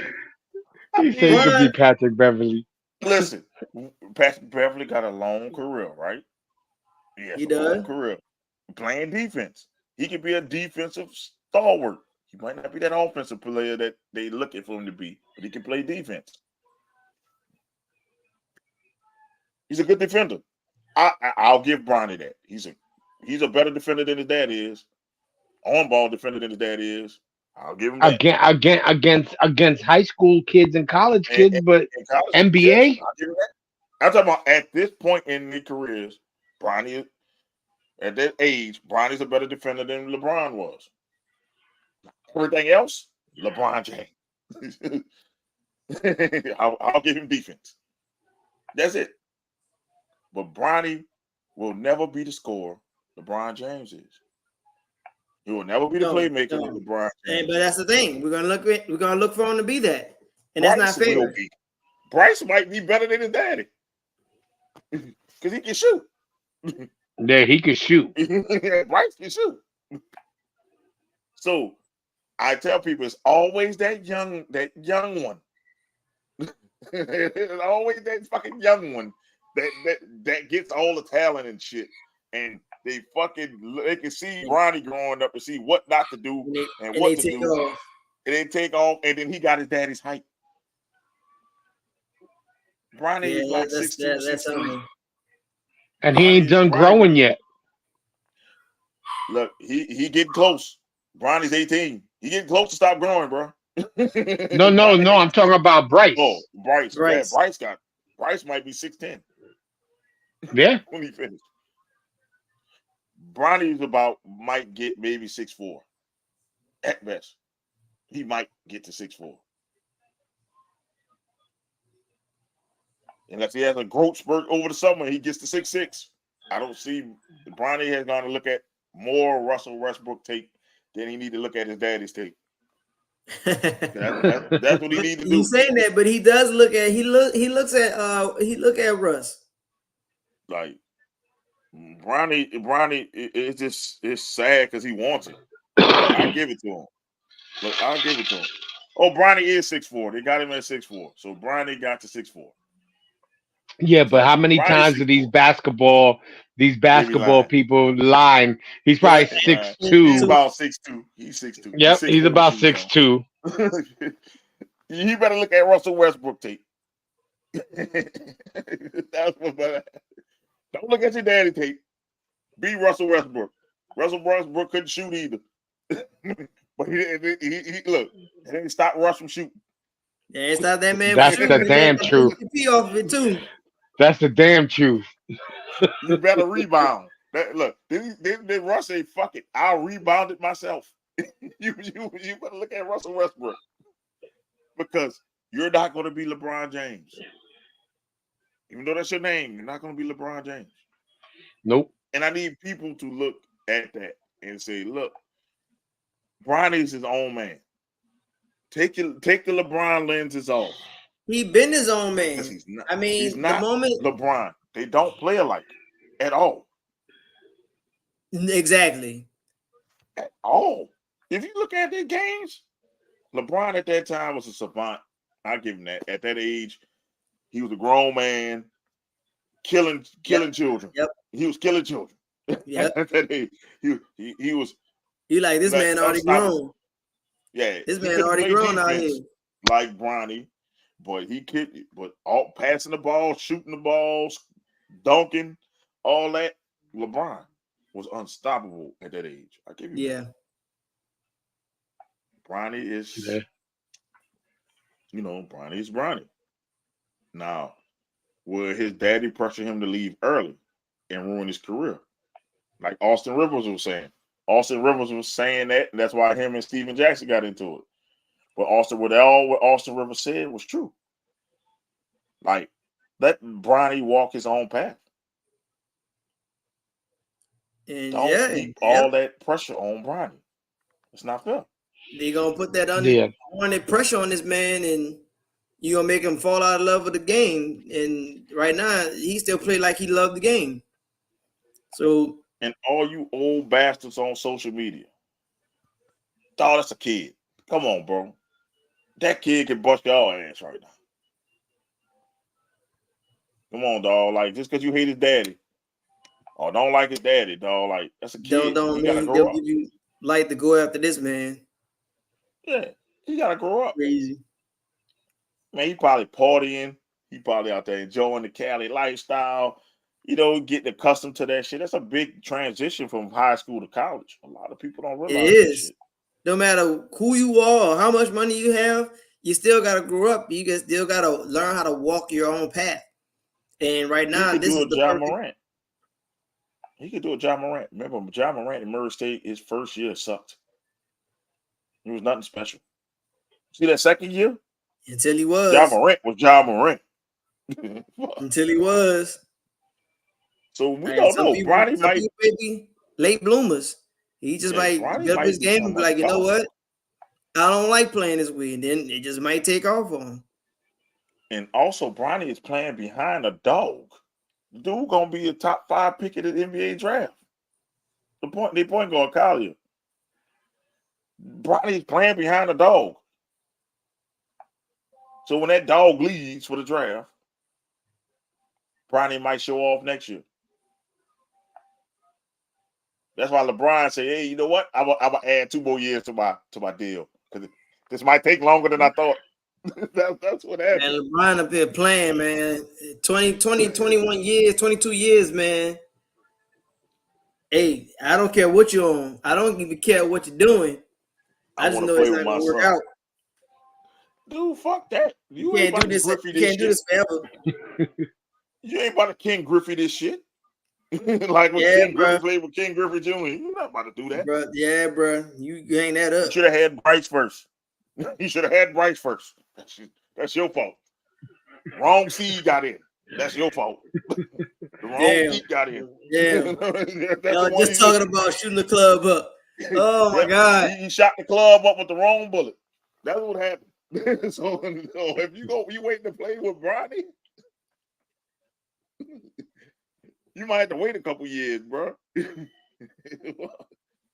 gonna be a 6-man by the time fucking before Bronny get the league, bro. I don't think LeBron do that. I think LeBron literally gonna walk away from the game. I think LeBron gonna be like, you know what, I'm done with this. Gonna stretch it out, or they gonna stretch him out the game. That's what's gonna happen. He going to walk or get carried out. That's one of the two. Brother, you got to walk away, Brian. Like, say, bro, we ain't calling you old, but he did the stump the yard handstand last time. Man, this man getting flipped all on his head and shit. I seen that. This man might be on that clear Barry Bonds was on, bro. Ain't no way you running up and down that fucking court. His head didn't grow yet.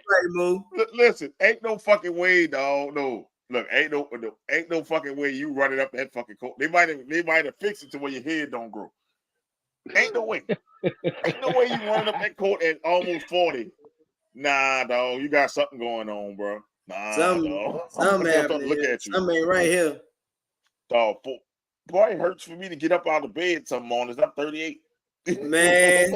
Oh my goodness. Shit. I'm like, boy. You go to bed fine, you wake up with new aches. And that's just from sleep. Yes. Oh man. My back. I promise you, I was just saying the same thing. I was saying, man. At neck. what point did your body in your 30s start to betray you? Because I'm waking up thinking everything's sweet. I get up, I can have 2 hours of sleep. I'm good. I get in that good sleep, that long off. I'm like, bruh, everything still hurts. Everything hurts. My side, my back, my knee. I'm talking about when I come from the gym.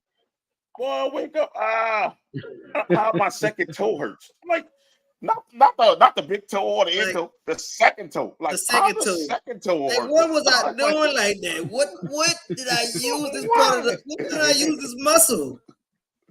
You be like, why? Why is my second toe hurting? Seriously, like, oh, my heel. Oh, my calf. What is this? What is going on? You wake really? up with all kind of. You wake up with all kind of ace bandages on you and shit. And Bengay. I got fucking Bengay. I got the Walmart brand Bengay. Yes. I got 2 old goats. I mean, I got all kind of ointment to rub on my knees and back and elbows. And Tiger Balm. The Tiger Balm patches. Like, I need the icy hots. Don't worry about it. I got the Torreson patches to go on the back. I got back braces. I go to fucking work with all kinds of braces on. Well, this dude could just get up and be running for 40 plus minutes for I need him to check his blood. 6-7 months. I need him to check his blood. Damn, dog. What the hell you doing? He got. That motherfucker's a mutant. Ain't no way out. You tell me. That boy, he definitely something, man. People talk about, Jordan retired at 38. You fucking right. It hurts. Yes. Yes. It hurts. Everybody ain't wake up as Wolverine. Stuff hurt. We'll go to hell.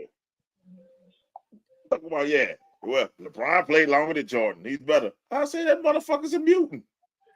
Oh, he on some shit. Nah, if the league didn't get soft, I don't think LeBron James would have played 21 years. Because if he would have gotten beat up like some of them players back in the 80s and 90s, he would have broken down just like them players too. Yeah. The fucking Pistons took fucking 10 years off of Jordan. That's why he had to retire 3 times. They beat the shit out of Jordan. Them dude used to beat Jordan up, bro. Jordan and LP, get down. Wow. Literally beat the man up. Think about if they were playing defense like that now. Ooh, Lord, yeah, he wouldn't have made it. He cries all the time. Them people wouldn't know how to act. They get mad when people touch them now. Like they stuck their shooting motion and they saw somebody in their space. He's in my space. I couldn't land. Well, that fucking fight between the Pelicans and the Heat reminded me of the fucking the 90s there. Motherfuckers were getting choked up. Malice in the Palace. Like, dude, they said HR told me Jimmy Butler was tripping. And the thing about it, in the back. That boy Jose came off the bench. That boy said, nah, bro. That boy was about to go at it for real. They threw fans out. Jimmy got choked up. All kind of shit happened. But that's when that's when you know 2 teams give a damn. Not all this kumbaya shit. Talk about some good game. Man, fuck you. Fuck you. I'll catch you next month, bitch. And walk off. Walk off, man. Fuck you. You never saw Bird and Jordan talk about some good game. It was fuck you. Bird and Magic. Fuck you. Fuck Boston. Fuck LA. All that. Too much kumbaya going on. I'm saving my right hand for the Lakers. That boy's dropped 40 on the Trailblazers left-handed. I'm saving my right hand for a team that matters. Man, we don't have that trash talk no more. Like they trash talk, but I mean it's regular trash talk. The highlight, like we was just talking about an All-Star weekend, the rookie sophomore game. You can't check me. You can't even check me in an All-Star weekend. What? It took a piston to do that. He's straight Detroit to do that. He got torched, but at least it entertained me. You're right. Yeah. Now imagine if they'd have played the whole game like that. They could have went back and forth instead of having that short ass game, man. God damn it. Yeah. Like y'all ruined it. That's the game that don't need to be messed with. That's the game that needs to be stretched out. But speaking of trash talk, we can talk about Cam Newton and his 7-on-7 when he literally whooped 3 men by himself. Ooh. First of all, why dudes always trying Cam? Like, Guess it's because it's the hat and the tight pants. Cam always got a story with him. Like, and this has been real quick. When I worked at the casino and Cam was still in college, obviously he was too young to be in a casino. Like, Cam always got some crap where people won't be in his mix. Like, he won't be in the wrong crowd. Well, he wasn't supposed to be in the casino. He wasn't 21 at the time. Like, he always want to run somewhere where he's not supposed to be, but people always trying Cam. Why is that? Those who make a lot of noise bring a lot of attention. But Cam showed he can whoop your ass. And the thing about it was he wasn't even really swinging on dudes. He was just kind of getting them out, getting them off him. But I like the one he grabbed him like the Hulk and slung him from hell to there. Yeah, And he grabbed another motherfucker, put him in the headlock. I'm like, damn. Like they tried Cam like this dude hasn't been in the league for a minute. Like you act like he ain't, he ain't been lifting no weights or nothing. Like he just this stick figure kind of a person. Cam is a tank. He's 6'5", 250. That's a tank. Like you ain't moving that. Like kids always want to sit here and try this man, and as like adults fucked around and found out. What does Cam have to prove to y'all? Like what does him proving anything to y'all doing for you? Like, first of all, he's in the community trying to offer. They were trash talking a lot during the game. That's what the dude came out and said. They were trash talking, and Cam was super disrespectful. And then he saw the dude with the dreads who got drugged from pillar to post. Said he saw Cam push the dude. I'm like, if the dude come in Cam's space, of course he's gonna push the dude. Yeah. Like, get the fuck off me. Like, back up. And then you gonna run up there being Captain Saberho and get your ass beat, and now you're a meme. Yep, and now you Instagram famous. Now you're a meme. Yeah, now you're a meme. He made you famous for the wrong reason. And then the dude famous. talking like they won the fight. I'm like, dude, he must have knocked y'all the fuck out, because what were y'all watching? Now you see the tape, you see who won. Yeah, he won. His hat didn't even come off his head. Like, you did 0 damage. Dude, the dude swung in and tried to hit Cam in the face, grazed Cam's face, and his hat stayed on his head. And Cam still was.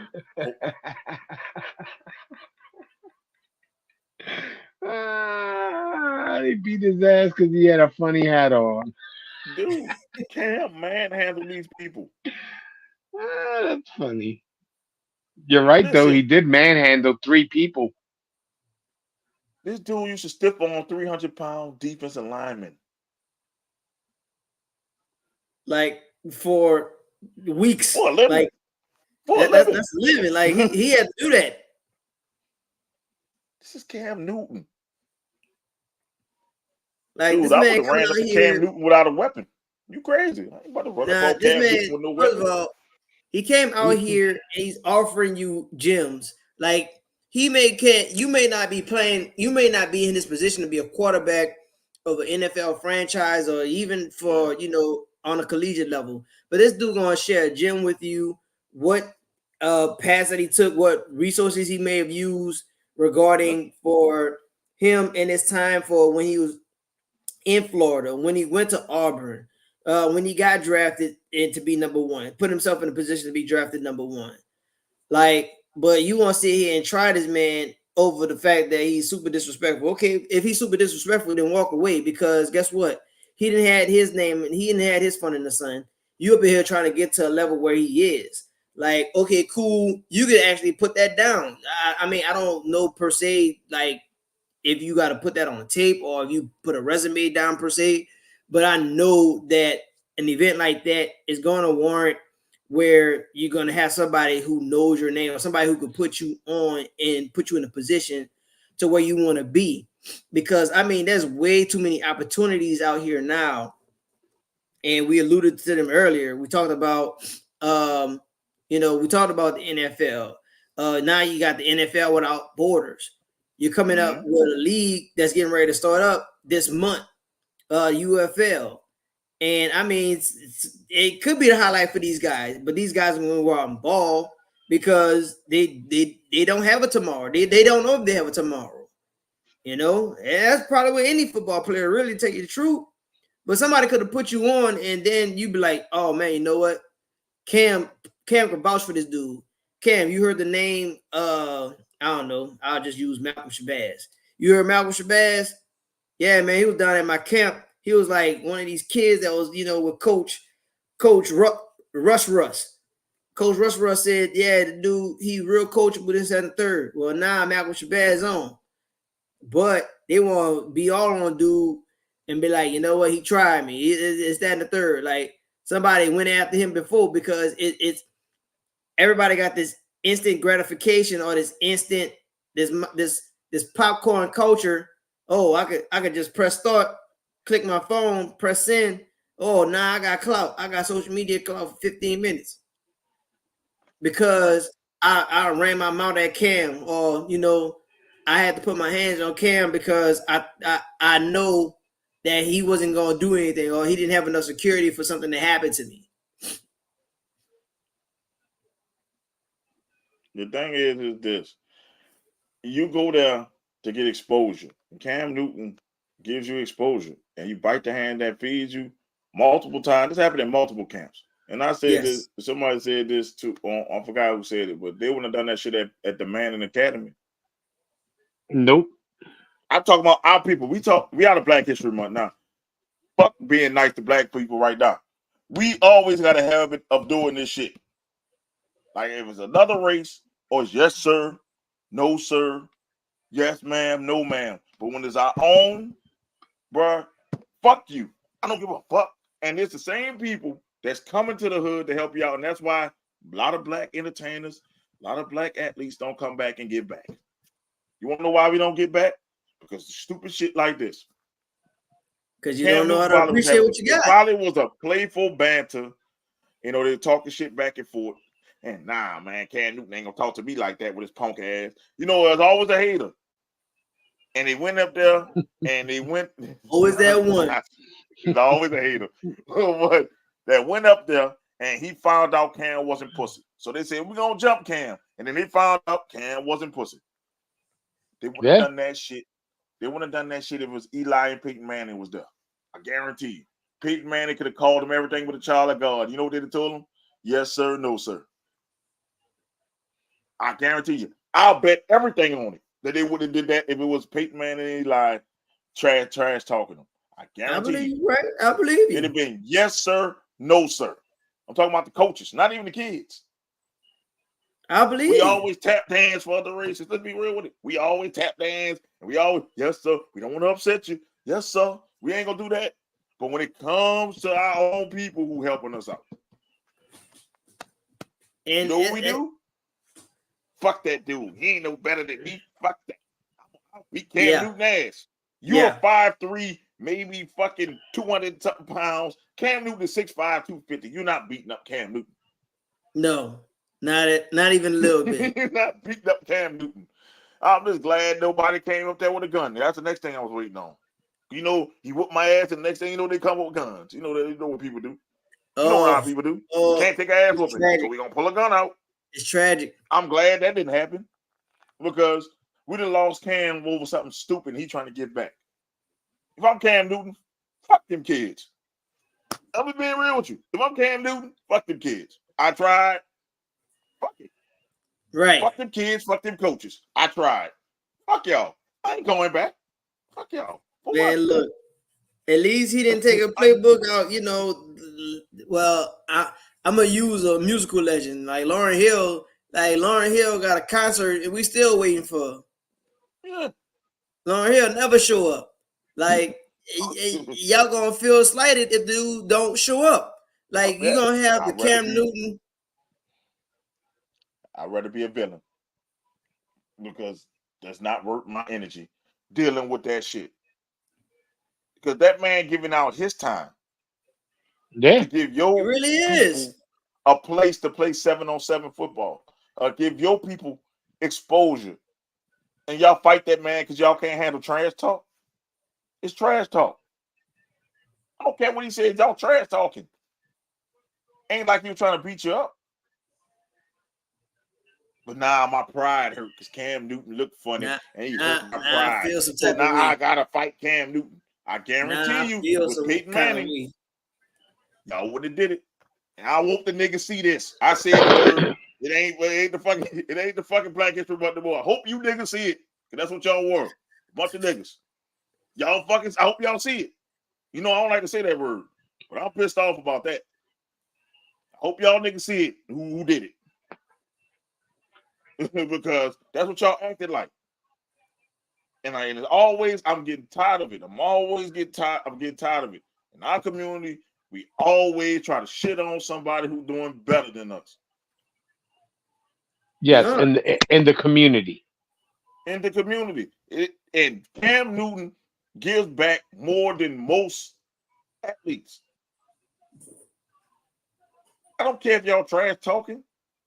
Now, if Cam Newton would have said, fuck this shit, I'm canceling all this shit, then Cam Newton would have been wrong.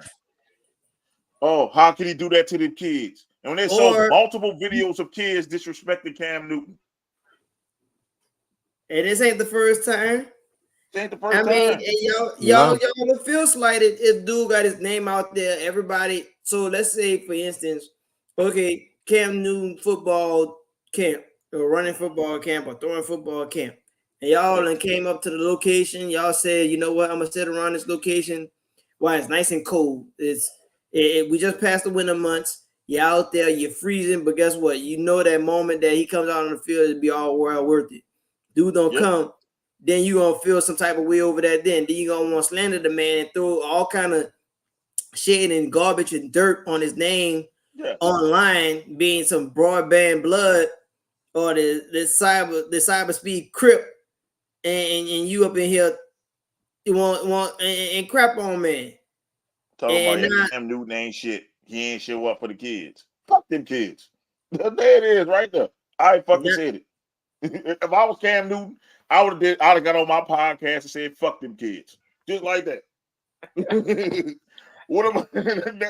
Then y'all would have been like, "Oh, y'all want me to be a villain? I'll show you a villain. Fuck them kids. That shit canceled." You an arm length of dude, and now you want to sit here and fight. Yep. You gonna fight this dude 250, 255, 260. But then then y'all talk about Cam started it. No, the motherfucker that got in Cam face started it. Y'all should have whooped his ass. That's Cam Newton. That's the money. I'm tired of my race, bro. I'm tired of my race. We always do this shit. We never protect the money. That's the money. You don't fuck with the money. Seriously.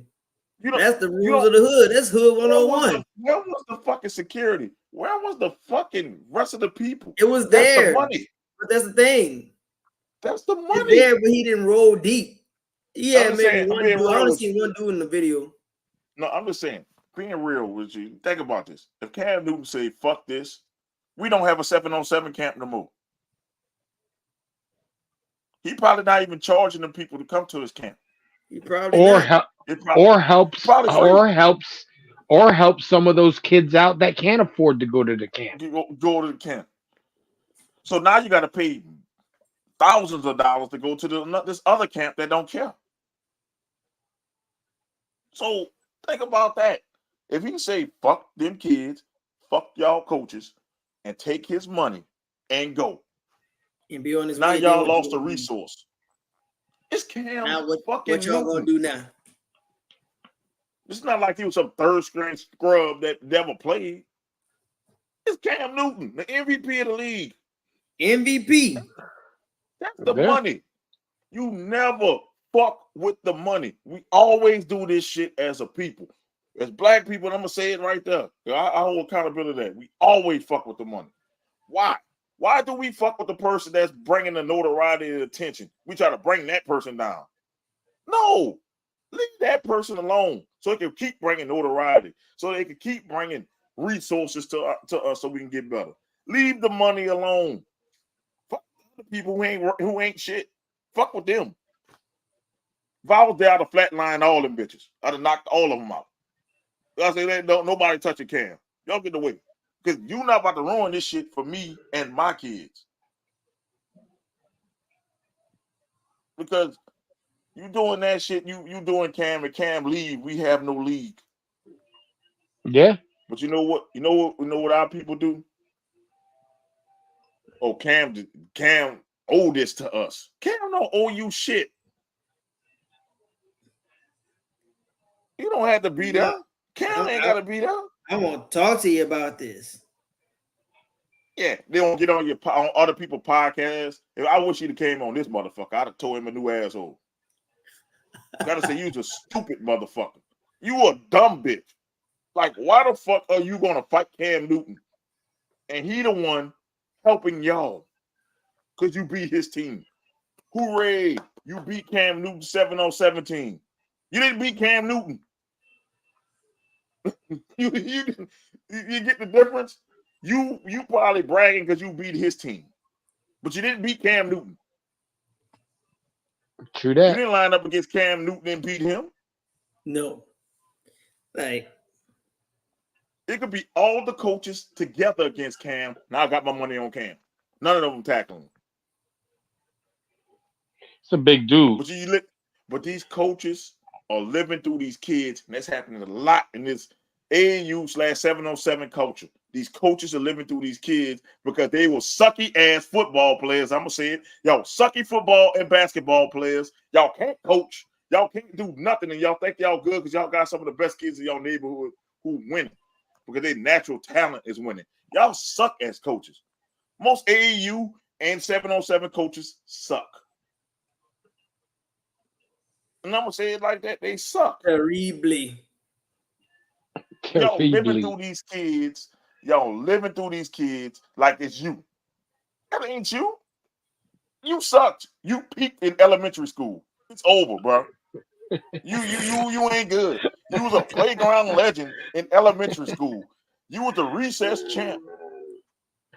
You was the recess champ, bro. I know a couple of y'all. Y'all suck. Y'all can't chew bubble gum and walk at the same time, let alone cook. Yep. And y'all won't go up there. And I know the type, bro. He looked unathletic. He looked like I ain't never heard of him. I can't remember his name. Nobody never heard of him.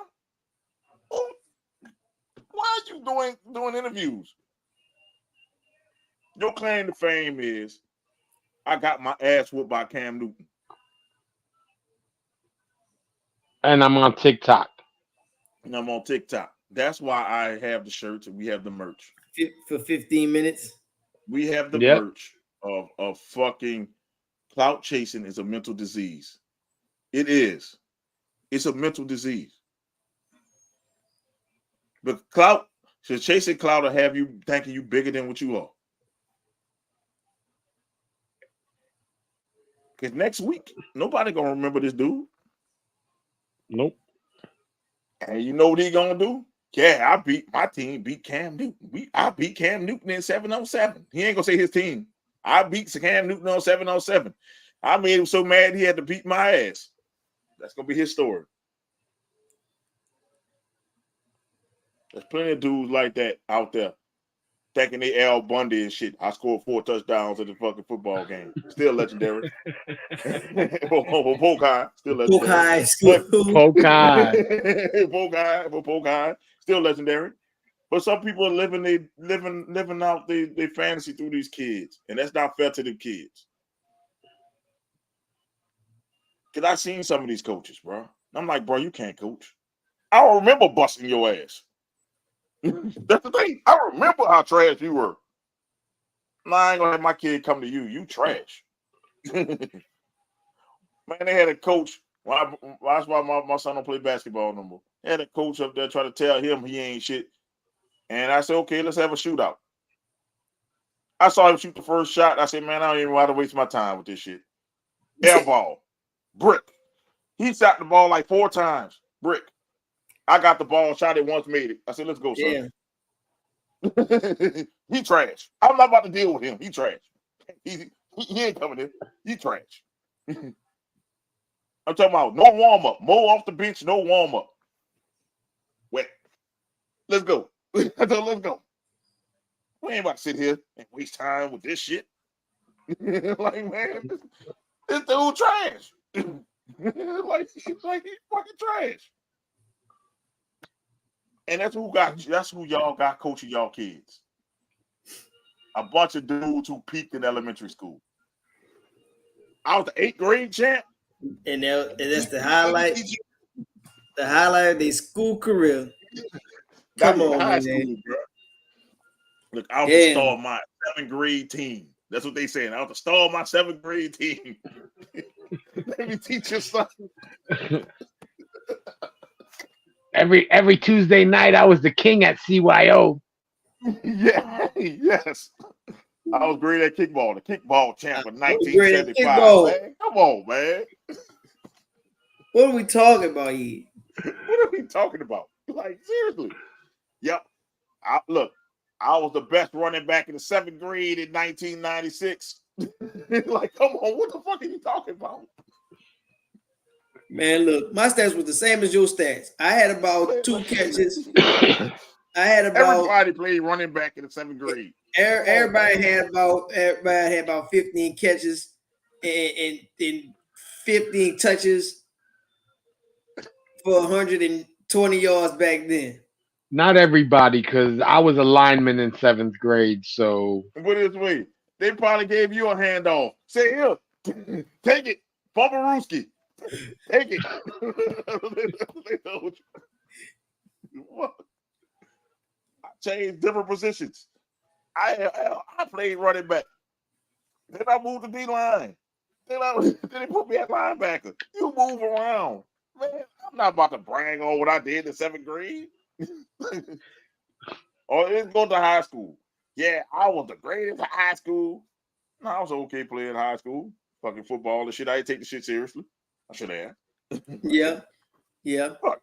I'm not gonna go around and say, yeah, I was the man at 35. Fuck no, I wasn't the man at 35. But I could beat the man at 35 because I was athletic as fuck. I just didn't take the shit seriously. Same for the basketball team. I could have punched their ass on the basketball team, but I didn't take the shit seriously. Right. I can say it.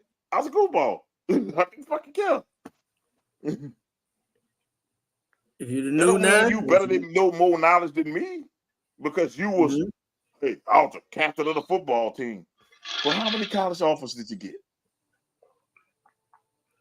I'm waiting. How about this? Yes, I got an offer from Willacoochee State in Georgia. What?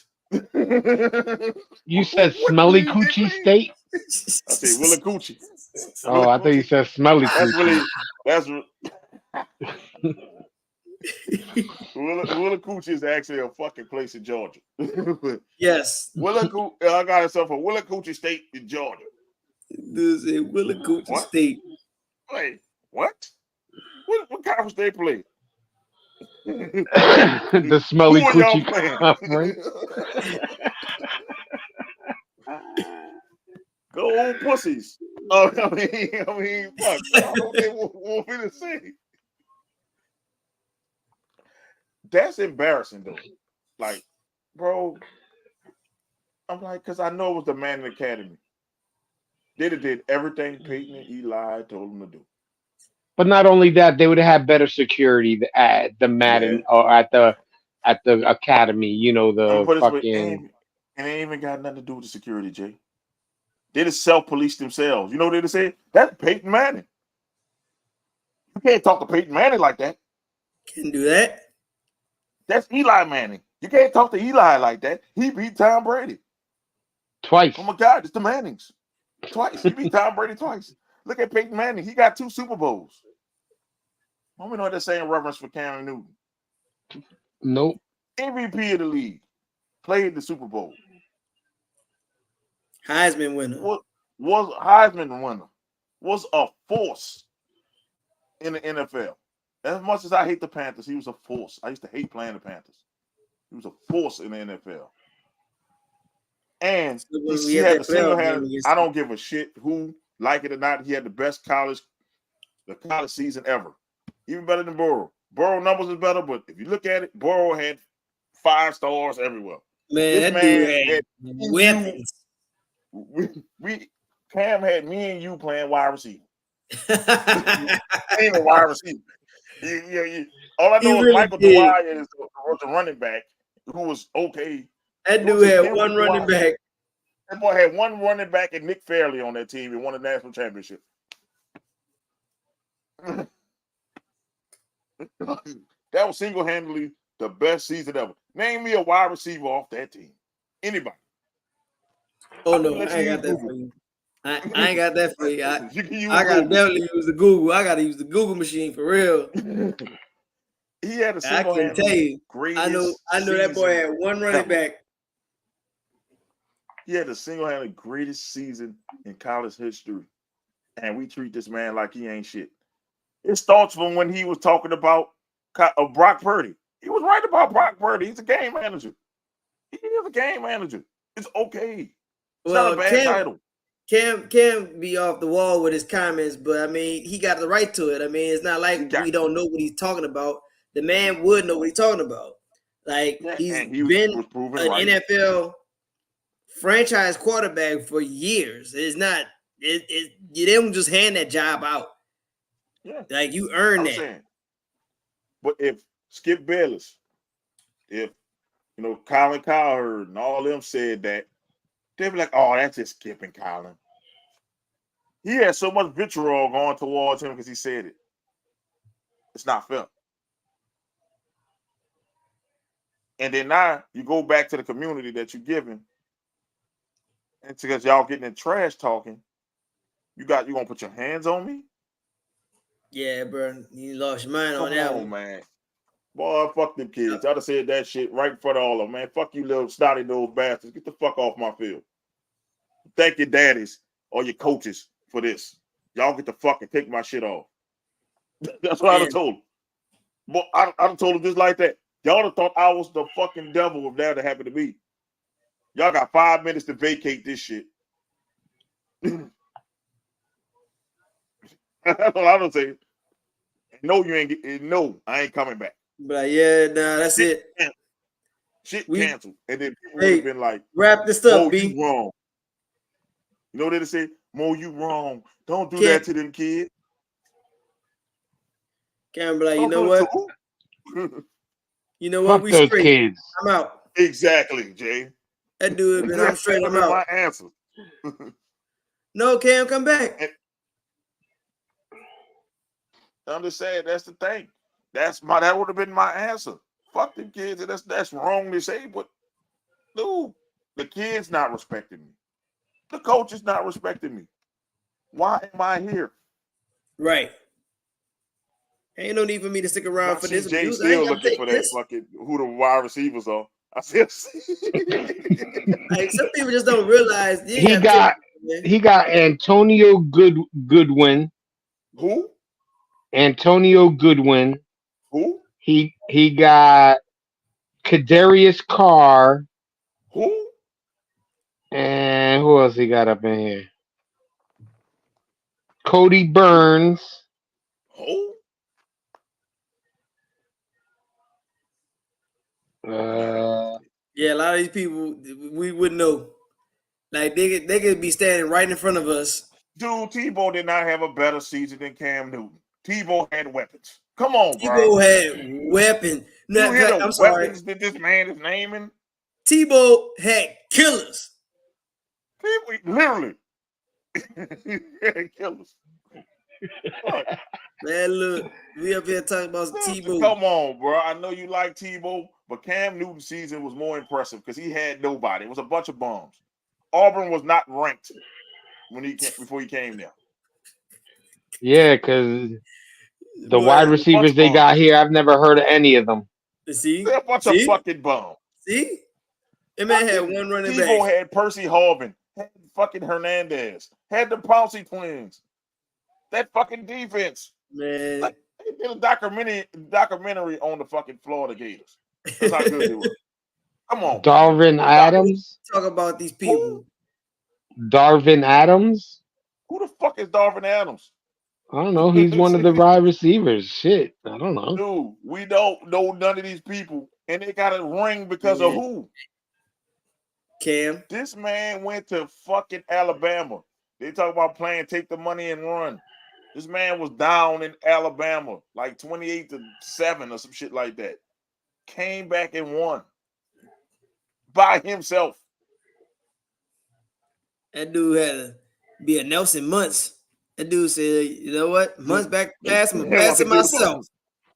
That boy picked up Bart, holding him as the fucking blocker. Yep. That's what the fuck he did. I'm doing it myself. There was never a better season than Cam Newton. I got this. And Burrow had the best season ever, probably. You can look at the number wise, yes. But Burrow had Jamar Chase, Justin Jefferson, Thaddeus Moss. Man. Jesus, he had Clyde Edwards-Helaire. He had all kind of people with them. Yep. So he's supposed to do well with that. Cam, I don't know how Cam won the Heisman. He got receivers we never heard of. Because he probably he ran it with he won that shit with his legs, his own legs. I gotta see his stats. I gotta see Cam Newton college stats. Because this is ridiculous.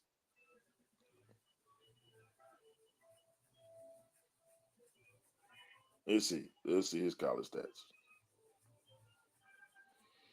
That dude had 2,854 yards, 30 touchdowns, and 7 interceptions.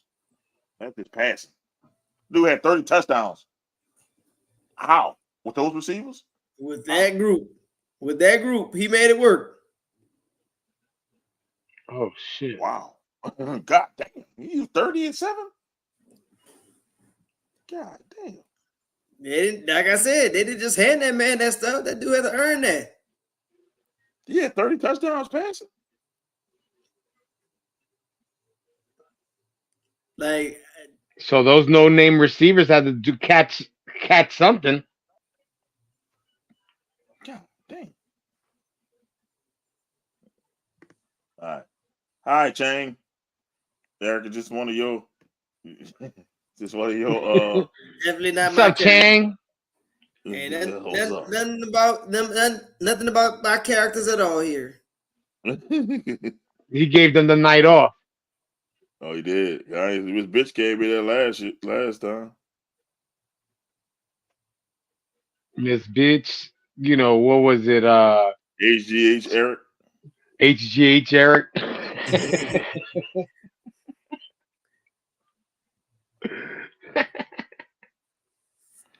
Damn, this dude had 1,500 yards rushing. No wonder he had the Heisman. Produced for like 8 and how many thousand yards passing did he have? Almost 3,000 yards passing. Look at that shit. Now you know why he won the Heisman. Man, counting for 90% of the team's production. That's called putting the team on your back. Damn. Yep. Come on, man. And when people be like, man, who had the greatest season ever, and I say Cam, they look at me sideways. I'm like, dude, I have never seen nobody put a team on their back like Cam Newton did. Imagine if you'd have stayed at Florida. Florida would have been a dynasty. But Tim Tebow didn't want to leave. Tebow like, nah, I'm gonna make this college thing work. I'm gonna stay the whole time. Because Tebow know he was gonna be a bum in the NFL. Yep, I said it. Yeah, nah, I'm gonna ride this wave. Tebow said, I'm gonna be on this, man. I don't watch Izzy jump on. Y'all tripping. See what y'all talking about. He's a bum. Okay, we got two guys. I have shades on. We got two guys. Was in my restaurant last night. Ordered 4 orders of some young guy. Okay. This got to be one of Eric's people. One of them. Yeah, it's one of Eric's people. My God. Yeah, that's, my God. That's Miss Bitch's brother. Chang. Chang. He they all you always got some trolls come on. We're not gonna give them no energy. It's like, for orders some young guy, okay.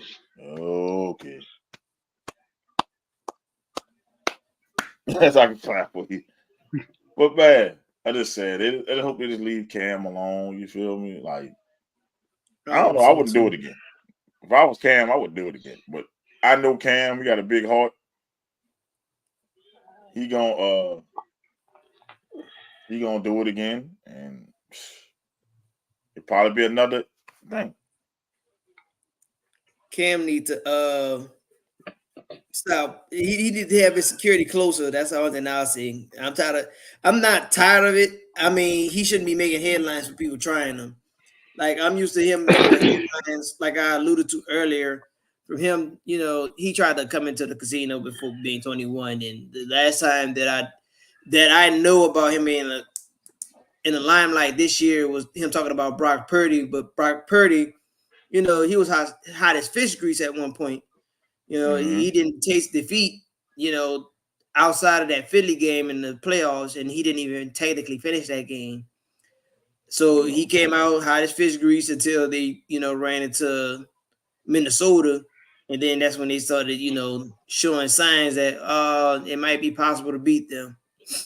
But yeah, bro. Nah.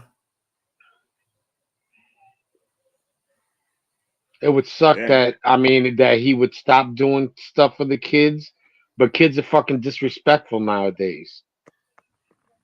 You know what I'm saying? Like they'll be disrespectful. They don't care who it is, Cam Newton, Grandma Newton, they don't care. Mm. And it's sad. Real sad. Yeah. It's real sad, and the kids are the only ones suffering from that. Yeah. But first off, the kids ain't gonna respect you because I already know these kids are rulers. Shit, next time the coach try to tell them to run up and down, I'm gonna get Cam Newton to whoop your ass. Shit. What they gonna do? And the next thing it is just teaching kids. Thing about this is teaching kids to be disrespectful to adults. Yes. Agreed. Like, trash talk used to be a part of the game. You can trash talk. Y'all shake hands after, it's over. The trash talking. But these dudes be so much in their feelings. Like, on my soul, they be in their feelings so much. That's not even trash talk no more, bro, because you never know who a BAN. Y'all know what them acronyms stands for. Yep. No, you never know who a ban is. I just had to ban somebody for having some banned behavior just now. Right. Like, man, I'm not going to even read true. what they say. You won't be stupid. You got banned. So anybody else that jumps on here doing stupid shit going to get banned too. I'm not going to even give y'all the limelight. I removed it because none of that is disrespectful what you did, and that's why you're going, Chang. Like, thanks for stopping by, though. that's all I can tell you. That is not tolerated. You better watch out, Izzy. Watch what you say. Nah, you might get banned. Nah, it was just disrespectful shit towards you, Jay. So I just didn't even give him no clout for it. I just banned him. I saw it. Oh, somebody says he said something about me. It was a lot of homosexual innuendos and cheap ass attempt at Chinese jokes. I guess you could tell it wasn't really a Chinese person doing it. It's of course not. They're not disrespectful. Some dude probably jerking off in his mom's basement trying to get famous off us. So he's not gonna even get famous. Wow.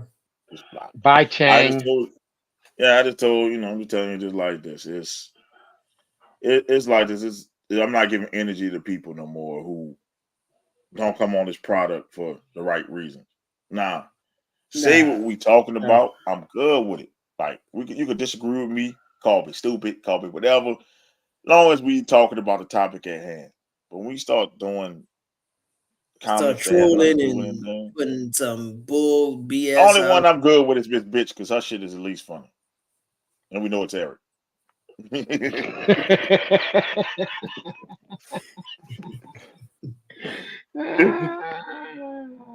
We're not gonna do that.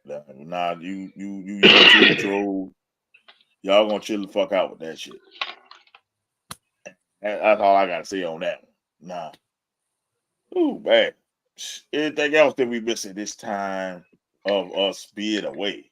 Because I mean, I think we covered damn near everything.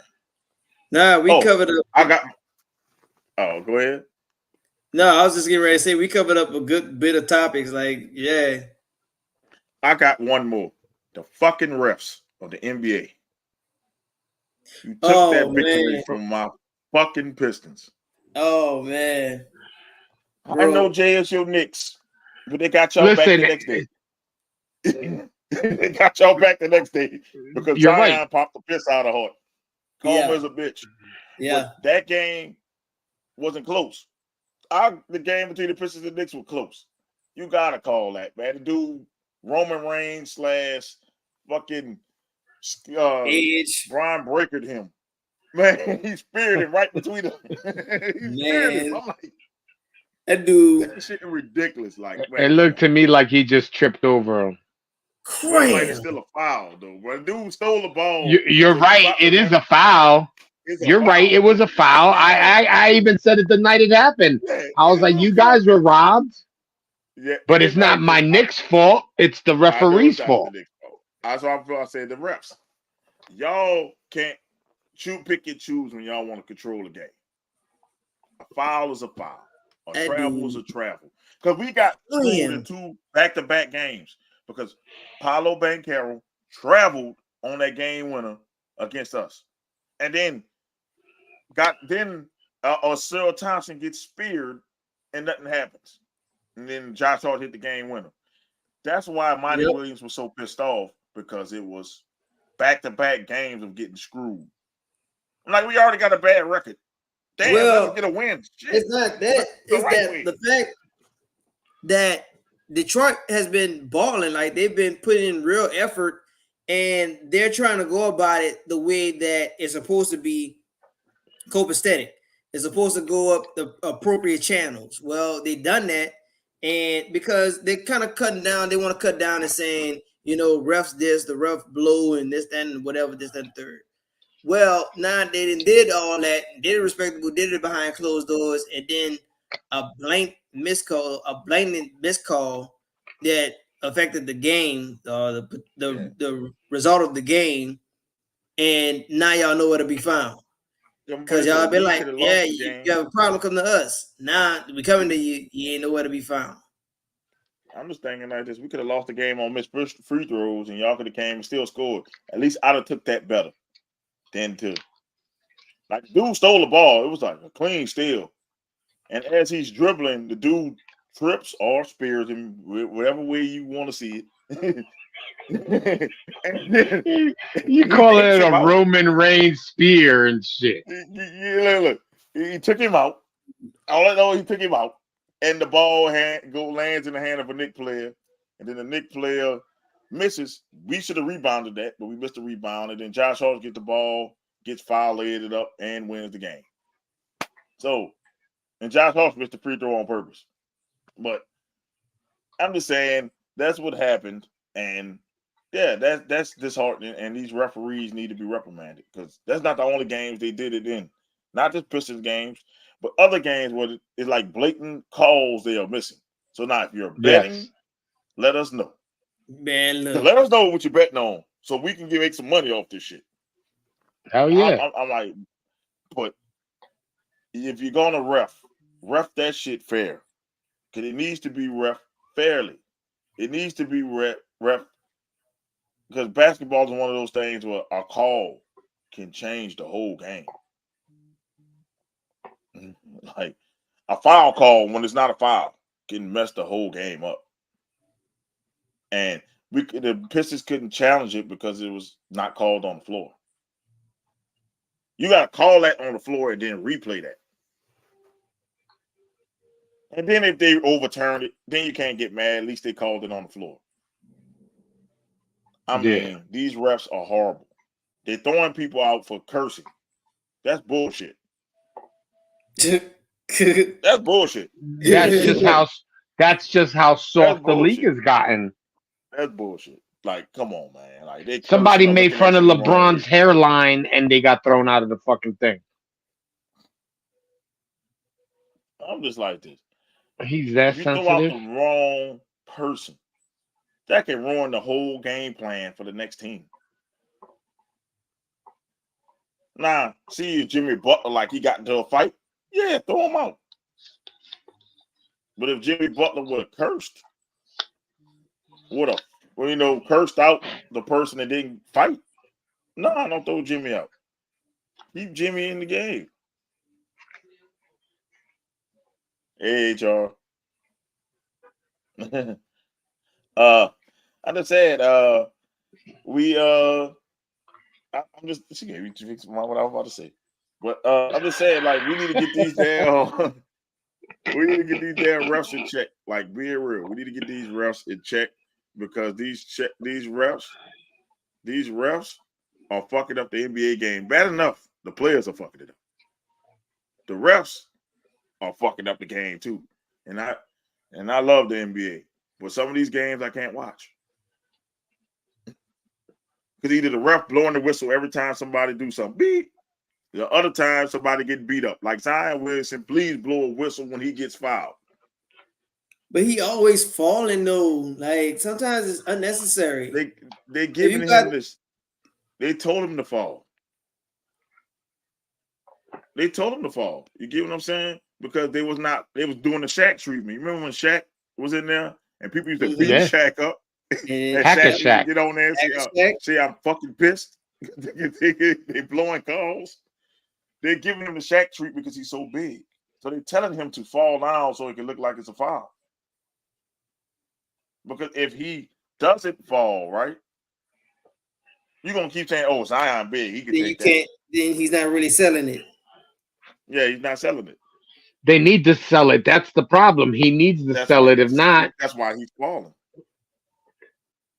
But you don't oversell it like LeBron. Oh Lord, that boy did the headstand and everything.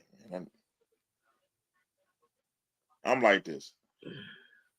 Fucking Zion Williamson need to put 3 people through the goal like Shaq did. They'll stop following them then. They'll stop following. I guarantee they'll stop following Zion then. But I was at the game. When I was at the game, they played the Heat. Zion should have had 40 points because he should have been on the line.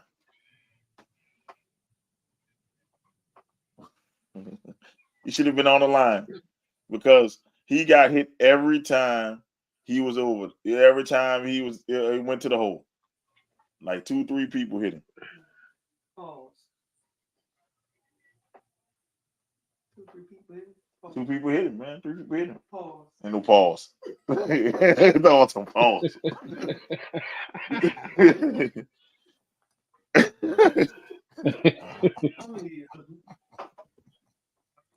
Hey, yo, that's crazy. She caught me on my own show. What? It's damn HR. What's up, HR? She came into the room like looking at the time like, all right. Nah, she just got off work. She good. She just got off work. She good. That's why she messing with me. That's why I look. I heard the door open. Pause. He got hit 3 times. Yeah. She got jokes. Yeah, she must be in a good mood today. Oh my goodness. She got me. But like I'm just saying, they're not calling that. Who's another one that Cade Cunningham don't get calls? They say he had 0 foul. In 3 games, he had 0 attempts at the foul line. He keep getting hit. It's other little people like small market teams are not getting the calls. And that's not cool. I mean, I'm not gonna give them no excuses, but a lot of the old time referees are leaving, and they got a whole new batch of people, but they Yeah. need to be trained. Oh yeah. The They need NBA to seem be like. they Go need to ahead. go to like a referee camp. You know Yes. what I'm saying? This like learning over the computer or fucking you know or because you were a referee in CYO or something like that. I No. was about to say that CYO referee Yeah, or even high school basketball because these people be traveling. I know what a travel is. They like travel. and I really don't like. I enjoy the guy because he shines a light on the other aspects of basketball. But he be coming up with these videos, is it a travel or not? Say, bro, anytime I see somebody take a gather and That's you a take travel. that extra step, to me, that's always going to be a travel. Like, I don't care what other rules you talking about. Oh, hey, if you read this thing, this sub paragraph I got a section question. here, I got a question. what's When that? we were growing up, I never heard of a gather step. When did this I gather never step heard of start a coming gather into step play? either. It was one. If you did 3 steps, that's a travel. That's what I was heard. Right. Yeah. Ain't no gather. 3 Like, you steps. pick up the ball. Beep. The moment you pick up the ball, it's 1 foot, and then you get the goal. And that's Yeah, good. that's it. Nowadays, you get this up. I get to pick up the ball, take my Walk, step, take remove my 5 pivot. steps. Yeah. Cause James Harden crip walk from the free throw line to the 3-point line. I'm about to tell you, He fucking moonwalked. dudes. I'm about to say, boys be on me. I'm about to do this Michael Jackson moonwalk on you. It's the Hingle McKingerberry rule, bro. 3. So all you get is 3. You get 3. It's 3 after this thing. After 2, All right. it's a travel.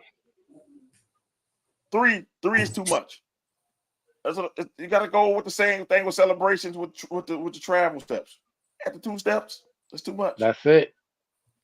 Like these people be gather stepping, then they take 2 or 3 steps, and then they'll pump fake, then shoot. And then fake it out. I'm going to the other Yeah. side, and then I'm a lay. Man, That's y'all travel. doing too much. Like, we need to find out what is Whistle. the travel. Other way. Or they say, a Euro step or something like that too. Yeah, The they Euro call step these is things 1, Euro 2. steps. But Giannis Euro step is not a travel. He really takes like 2 steps and he's to the fucking goal. Him and Wembley, the only ones that can take 2 steps and That's be the to the only fucking 2. goal. Them Because boys, Wembley did a Space Jam sure. dunk the other day. He dunked damn near from the free throw line with his arms like this. Like, that's ridiculous. Just put the ball right here. Like, why are your arms so long? Yeah, that shit ridiculous.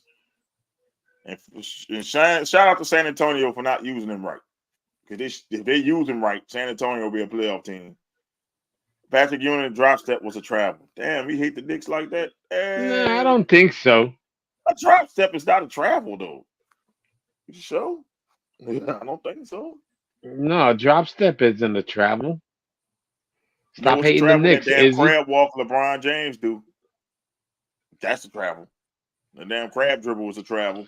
That fucking James Harden is a travel. Allen Iverson used to carry. Come on, let's be real. He used to carry the ball. Yes. That's what it all changed. I'm just saying, it's people talk about, oh, we got the best ball handlers. They're carrying the ball. So if you have to dribble like you're supposed to, Kyrie Irving would do half those moves because he can't palm the ball. Oops. That's what I tried to tell him. I said, bro, y'all think y'all got the best ball handler. Isaiah Thomas for the Pistons was one of the best ball handlers I've ever seen. He was dribbling the ball on his fingertips on the ground. You know how hard that is to dribble the ball with your fucking fingertips? It's all fingertips, no palm. And had control. If they were allowed to palm the ball and do all that shit, you don't think Pistol Pete would have had fucking moves out the world? You know, Pistol had the moves. Oh my God. Go to bed, HR. Go to bed. She's just saying pause. For no reason. You saying pause for no reason. Go your ass to bed. Pause that. Yeah, pause that bed. How about that? Go get in the shower. Nah. Oh man, she hilarious. I love her. She good. You about to tell me something else. She about to come in here and tackle me. Let me be quiet. I don't want to get tackled. Yeah, you might get hit with another egg. Let me not give her no ideas.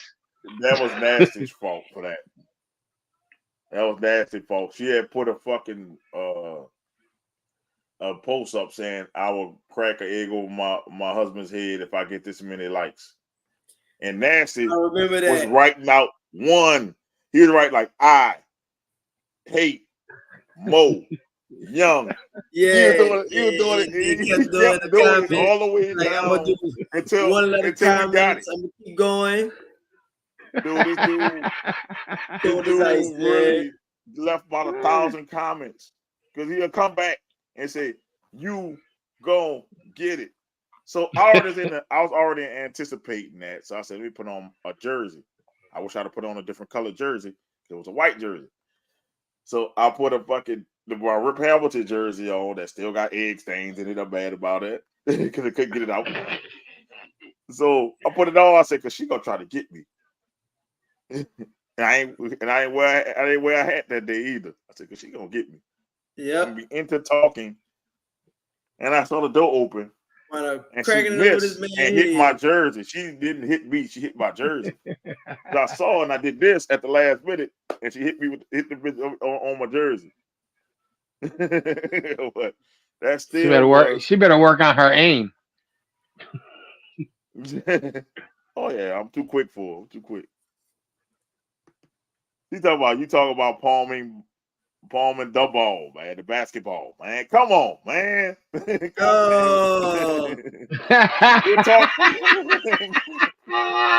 She's funny. You keep talking, I'm gonna have you palming my balls later. How about that? Pause. No pause. No pause. Let that one go. No pause. No pause. That one roll. That one gotta go. There ain't no balls on that one. Damn. Yo, she just came home with the Glock on, man. Nah. Don't mess with her. Look, she can palm the balls with one hand and had the Glock in the other. I don't care. I like to live dangerously.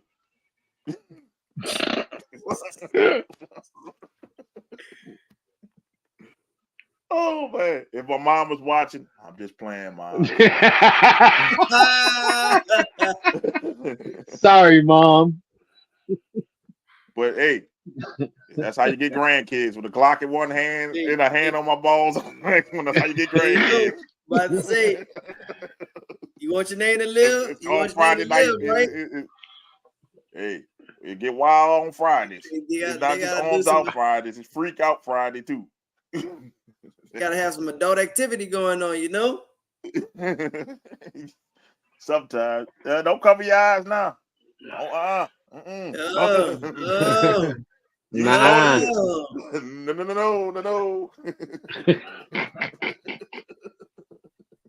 Oh shit!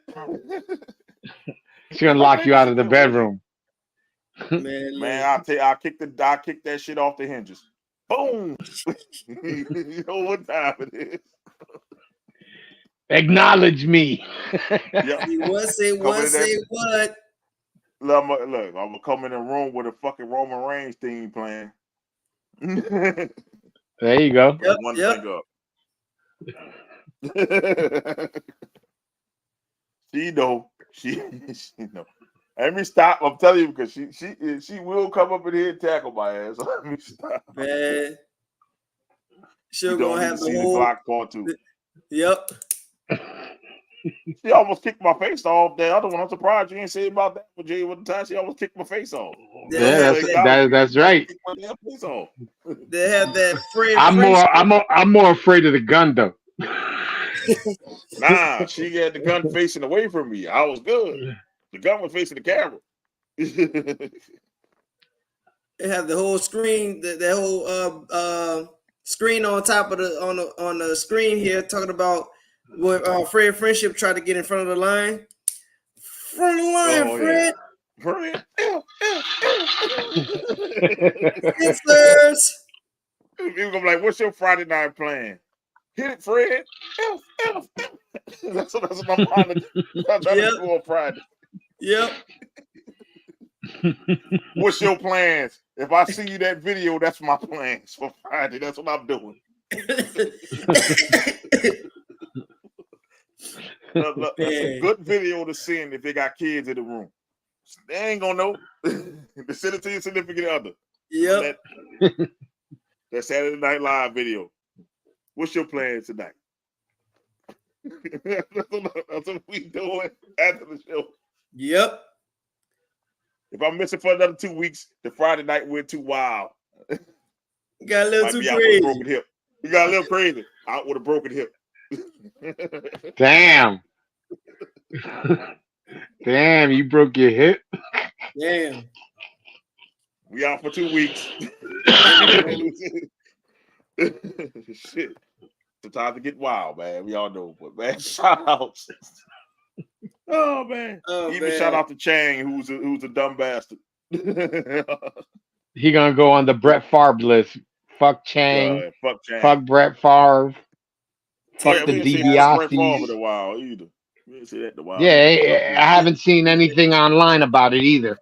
It's been a Still, minute. fuck Brett Favre. Oh, definitely. Man, we never let that go until he goes to jail. That's the last time we'll say fuck Brett For real, Favre. man. Like, I don't know how long we'd have been putting attention on it. It got to be a full calendar year, man. And there's Over that. whatsoever. It's been over that. We pushing 2 years on that. Yeah. Man, good Lord. Well, fuck Brett Favre. I might have to make that a shirt. Fuck number 4. Because you can't put Brett Favre. You can't put Brett Favre on it. Whatever you can put, but I'm gonna put it in Packers colors. Put the number 4 in Packers Yeah. colors. You can't sue. And then we gonna know exactly what's going on. You know who it is. Yep, that's what I'm about to do. I'm gonna get the shout out ball rolling. Because your boy gotta get up in the morning. I got some OT. And I'm good for that. Fun as we have. Yeah, you know. Man, yeah, this was an incredible show. I'm sorry that I missed the past 3 weeks, man. First of all, missed the last 2 weeks, son. I missed the last 3 because I with the Zulu Bowl. You lucky the wife wanted to go. You're lucky because HR saved you that day because she said fire you, and then she was like, "Yeah, I heard I got fired." This is she went to the Zulu Bowl, and she's like, "Oh no, let him live." Well, you lucky. Oh Lord, I'm about to get fired on my day off. Yeah, HR. That was HR. That wasn't me. It was that HR was problem. Listen, that was shocking. Man, let me say this. Look, Jay brought it to HR. That wasn't me. The fact that we had the past 2 weeks, the last 2 Fridays with no shows, Dr. Umar would not approve, man. We shouldn't have took Black History Month off. We had to. It had to do it for the culture. It had to do it for the culture. I think Dr. Umar was saying this is the time to take vacation. Is doing Black History Month.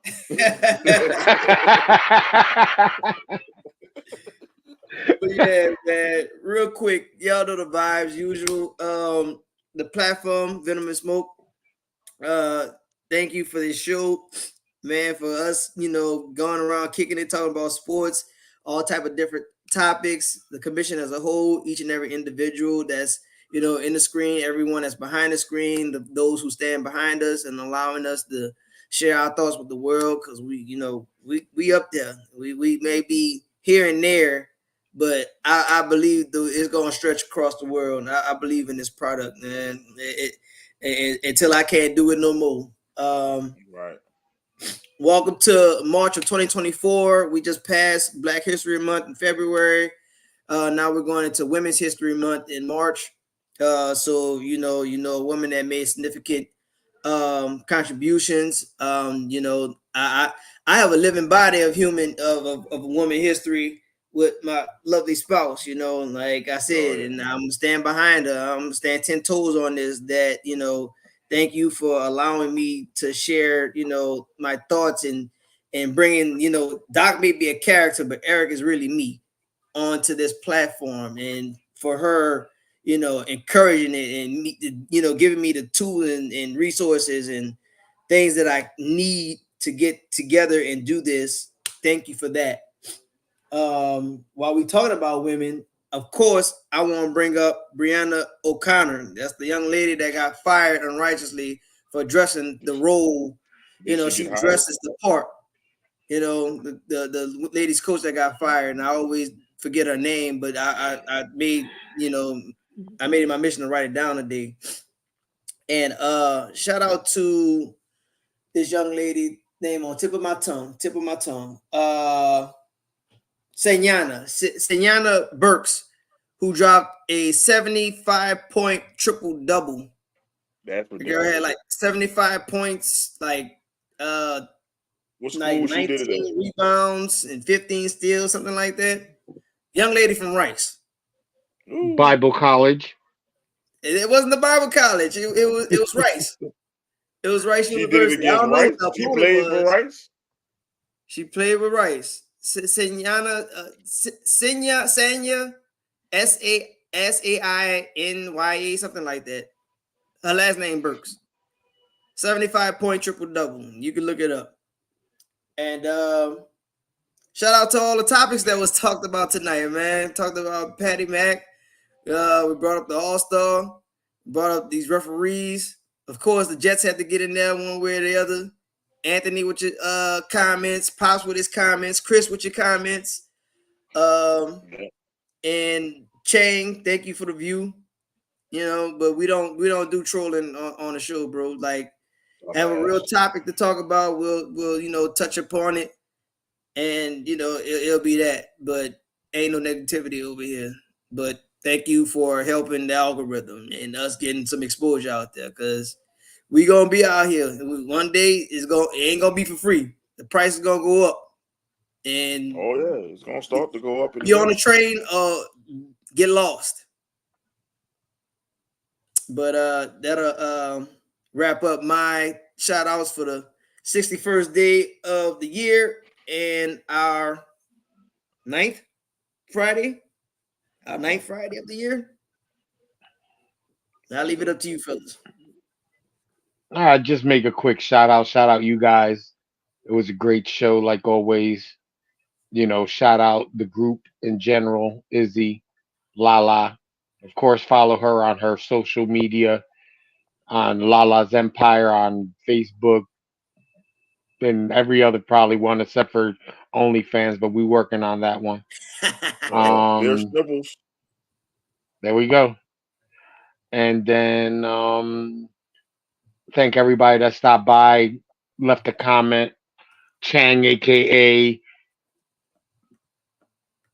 I don't know who you were. I kind of think you were probably one of Miss Bitch's side pieces, but you know, it is what it is. Don't drag Mrs. Bitch into that. Mrs. Bitch is not disrespectful. Well, that's true too. That's an internet troll that came from the annals of dumbass. That's what they come from. The annals. The annals of dumbass. Right. The ass. That's what they come from. Cause that was childish, and that's why they didn't even put it up there. So you know, fuck Brett Favre, fuck Mahomes. Damn, Mahomes, they can't get on the fuck you list. Come on, man. He's on my fuck you list. What did he do besides win? Cheat. He cheated. You gotta get over that, dog. You gotta get over that. Hey.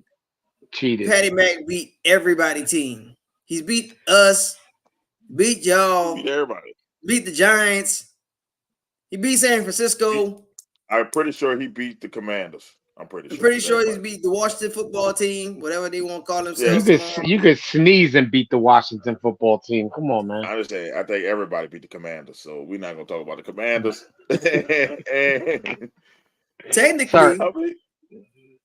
Technically, we have never played the Commanders. We played the Washington football team, but we never played the Commanders. It might not be the Commanders next year.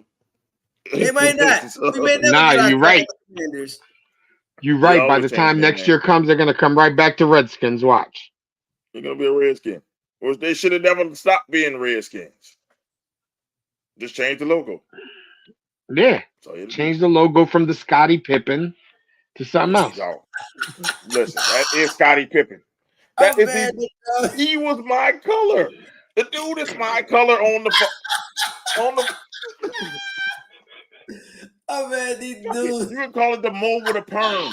It looks like me. Let me turn it inside. It looks like me. You with straight hair. With a perm. It's a mole with a perm. I was the logo. Oh man, these dudes said the Scottie Pippen logo, bro. It really does look like Scottie Pippen that time when Scottie Pippen had cornrows, bro. It looked like a dark Scottie Pippen, bro.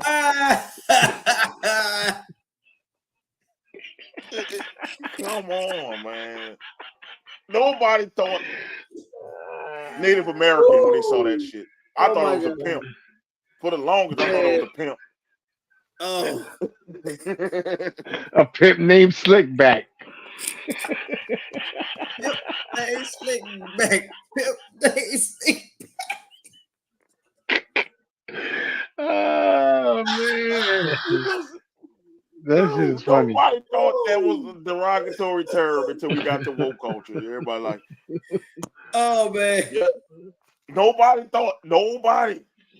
ever thought that the Redskins was a bad name. Nobody knew what a Redskin was. We just saw a Scottie Pippen on the fucking logo, and that was it, and an arrow. Like, dude, we did not know what a Redskin was, bro. Like, nobody ever questioned and said, "Hey, man, we in the woke culture now. It's the woke culture. Y'all got to be woke." I understand the Cleveland Indians because Native American people aren't Indians, and they had a red Indian on there, a red Native American on there. Okay, you can see. Okay, that's disrespectful. A smiling red. Boy, Indian, all teeth too, that boy. All teeth. Ain't nothing but veneers, that boy. Okay. Bad symbolism. But that Redskin logo was a black man with a perm turned to the side. Oh man.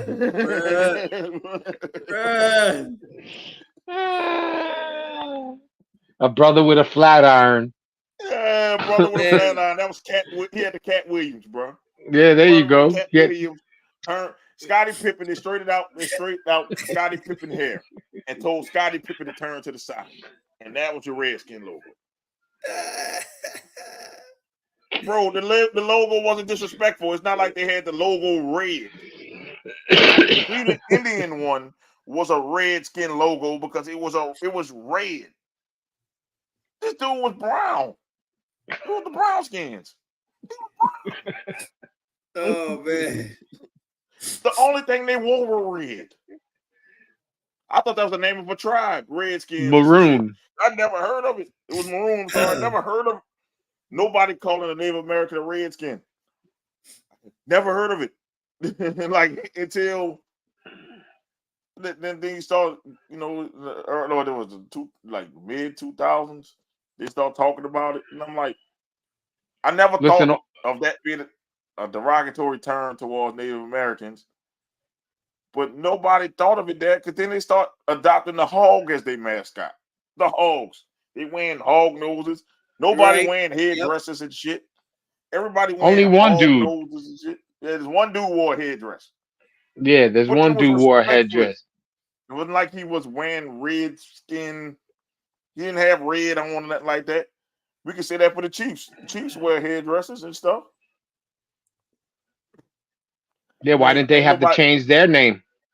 I'm saying they only see people doing the shit around there like they were doing with the Cleveland Indians. Right. Nobody was doing that.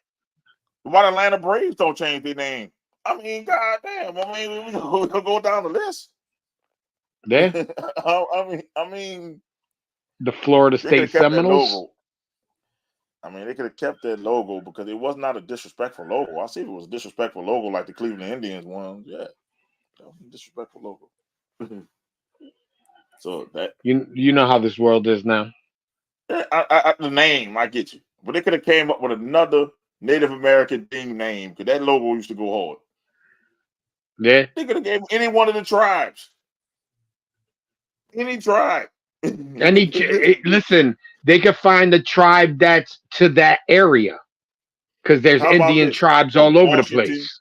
There you go, the Washington tribes. There we go. The tribe, any tribe, anybody claim them. Let's call them the tribes. Yeah, but they call the Indians the tribe. I mean, shit, just pick anyone that allow you to do it, and that'll be your name. Because, and fuck. Well, I'm sure they'll come up with something. I'm just saying, fuck the dude who came up with and got all the copyright. Because the Red Wolves would have been tight. That would have been cool, man. And then they had the Red Tails. That'd have been okay too. He took all the names. I don't know about Red Tails. That was the name of the African American. I think they used to fly the planes. Yeah, that fighter group. The Tuskegee Airmen. Yeah, yes. But they were called the Red Tails. That was their nickname. That could have worked, but they went with Commanders. Yay! Because that's where the Commander-in-Chief lives. That's why they did that, because that's where the Commander-in-Chief lives in Washington. Just call himself the Washington Sentinels and have the fucking Shane Falco come out. That's all you need to do. There you go. Perfect. But man, shout out to y'all fellas for being understanding of why I had to miss the last 2 Fridays. You get Pelicans tickets, and then you get I got gifted Pelican tickets, and then I took my son to that, and then then we had to go on vacation, and the wifey was not trying to have that on vacation, so HR told me no computer, so that's what I had to do. Thank y'all for being understanding. We had to cover a lot of topics tonight. Thank y'all for the people watching. I thank y'all for hanging tight with us for almost 4 hours. Oh man. Shout out to the wrestler show last night. We had fun. We'll be back next week with JB Cool. He's always a blast when he comes on there. He's probably gonna talk about Say It Loud. Yes. So we're gonna have JB Cool on the show this coming Thursday. So have your popcorn ready. And then we're not missing the most Fridays for a while. So we'll be back next Friday. Hopefully Eric be on time this time. Again, keep that good record going. Man, we'll talk about what's going on through the sports world this week. Because I know we missed a couple little things because we had to cover a lot of topics. So next week we'll be back in line. And congratulations to Izzy bitch ass for winning the picks. He'll get his trophy sometime in August. Right before the season starts. Izzy been waiting for you to acknowledge that for what we in month 3. That dude been waiting for that since January. Yeah. He's been waiting for that since the playoffs because he already knew he won. He won, yeah. Fuck him. I'm gonna make him wait. Fuck him. You Fuck got him, man. That's the world's smallest trophy. I promise you, I'm trying to find the world's smallest trophy just because it's him.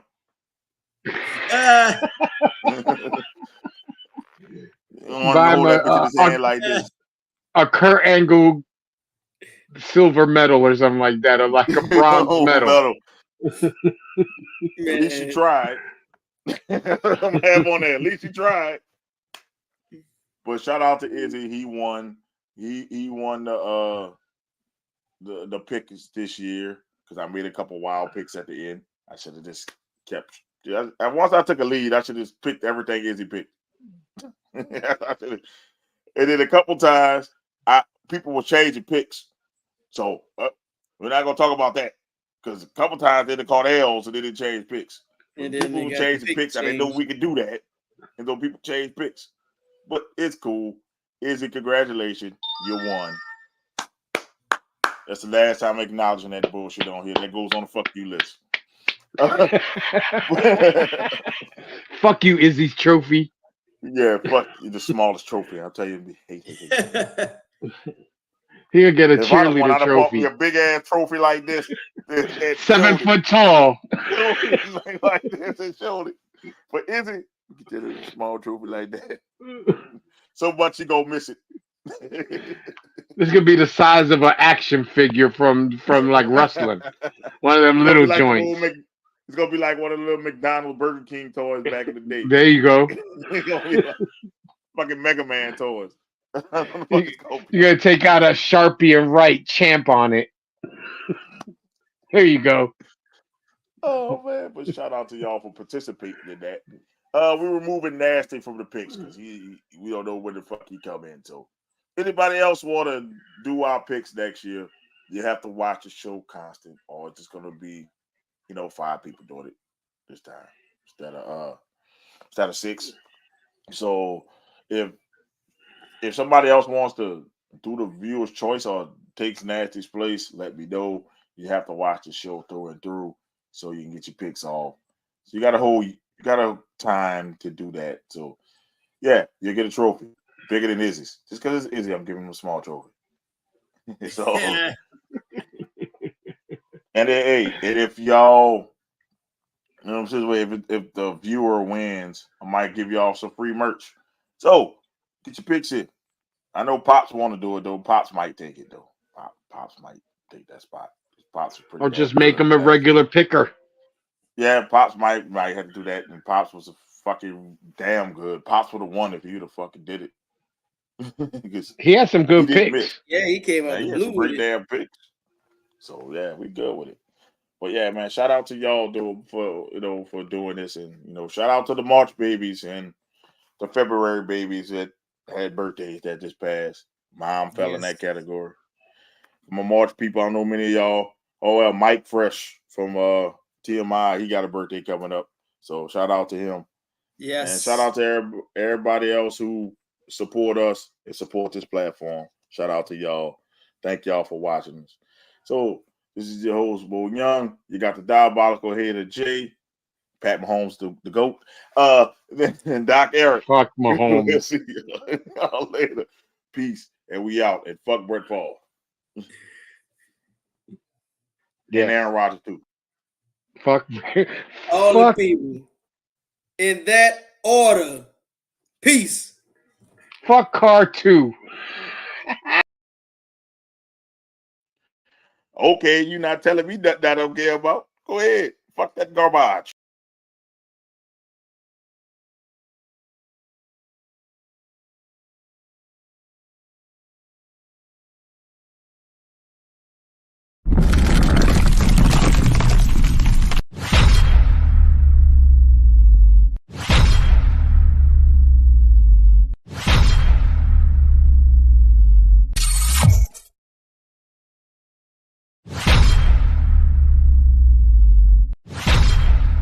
And if me see me keep looking over my shoulder, I gotta watch my back. See, oh, she egged me.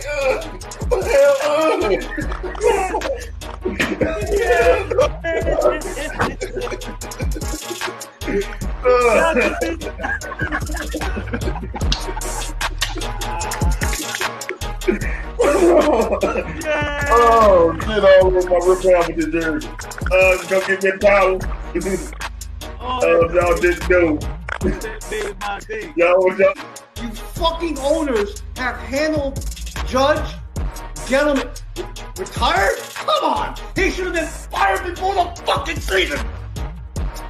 Joe Judge, quarterback sneak on not one, but 2 times from the fucking 5-yard line! If we're talking echelon, it's going to be Yankees first, Giants second, Jets third, Mets last. No! Wait a minute. It's Hell Yankees no. first. It's Yankees first. Okay. Giants second. Okay. Knicks third. No. Jet Sport, Net Fit. Oh, Wait a minute. hell no. The Nets bit their mouth when they found out he was leaving. Maybe it was girl number 25 that didn't mind doing it. I'll just put it this way. It's way bigger than Nino Brown, a.k.a. Deshaun Watson. This is way bigger than him. That's exactly what this That's is. why, And maybe what I'm that's why he got off, because it's bigger than him and there's bigger people implicated in this. I think it's going to come to maybe 5 years down the line, and then Cleveland going to crumble.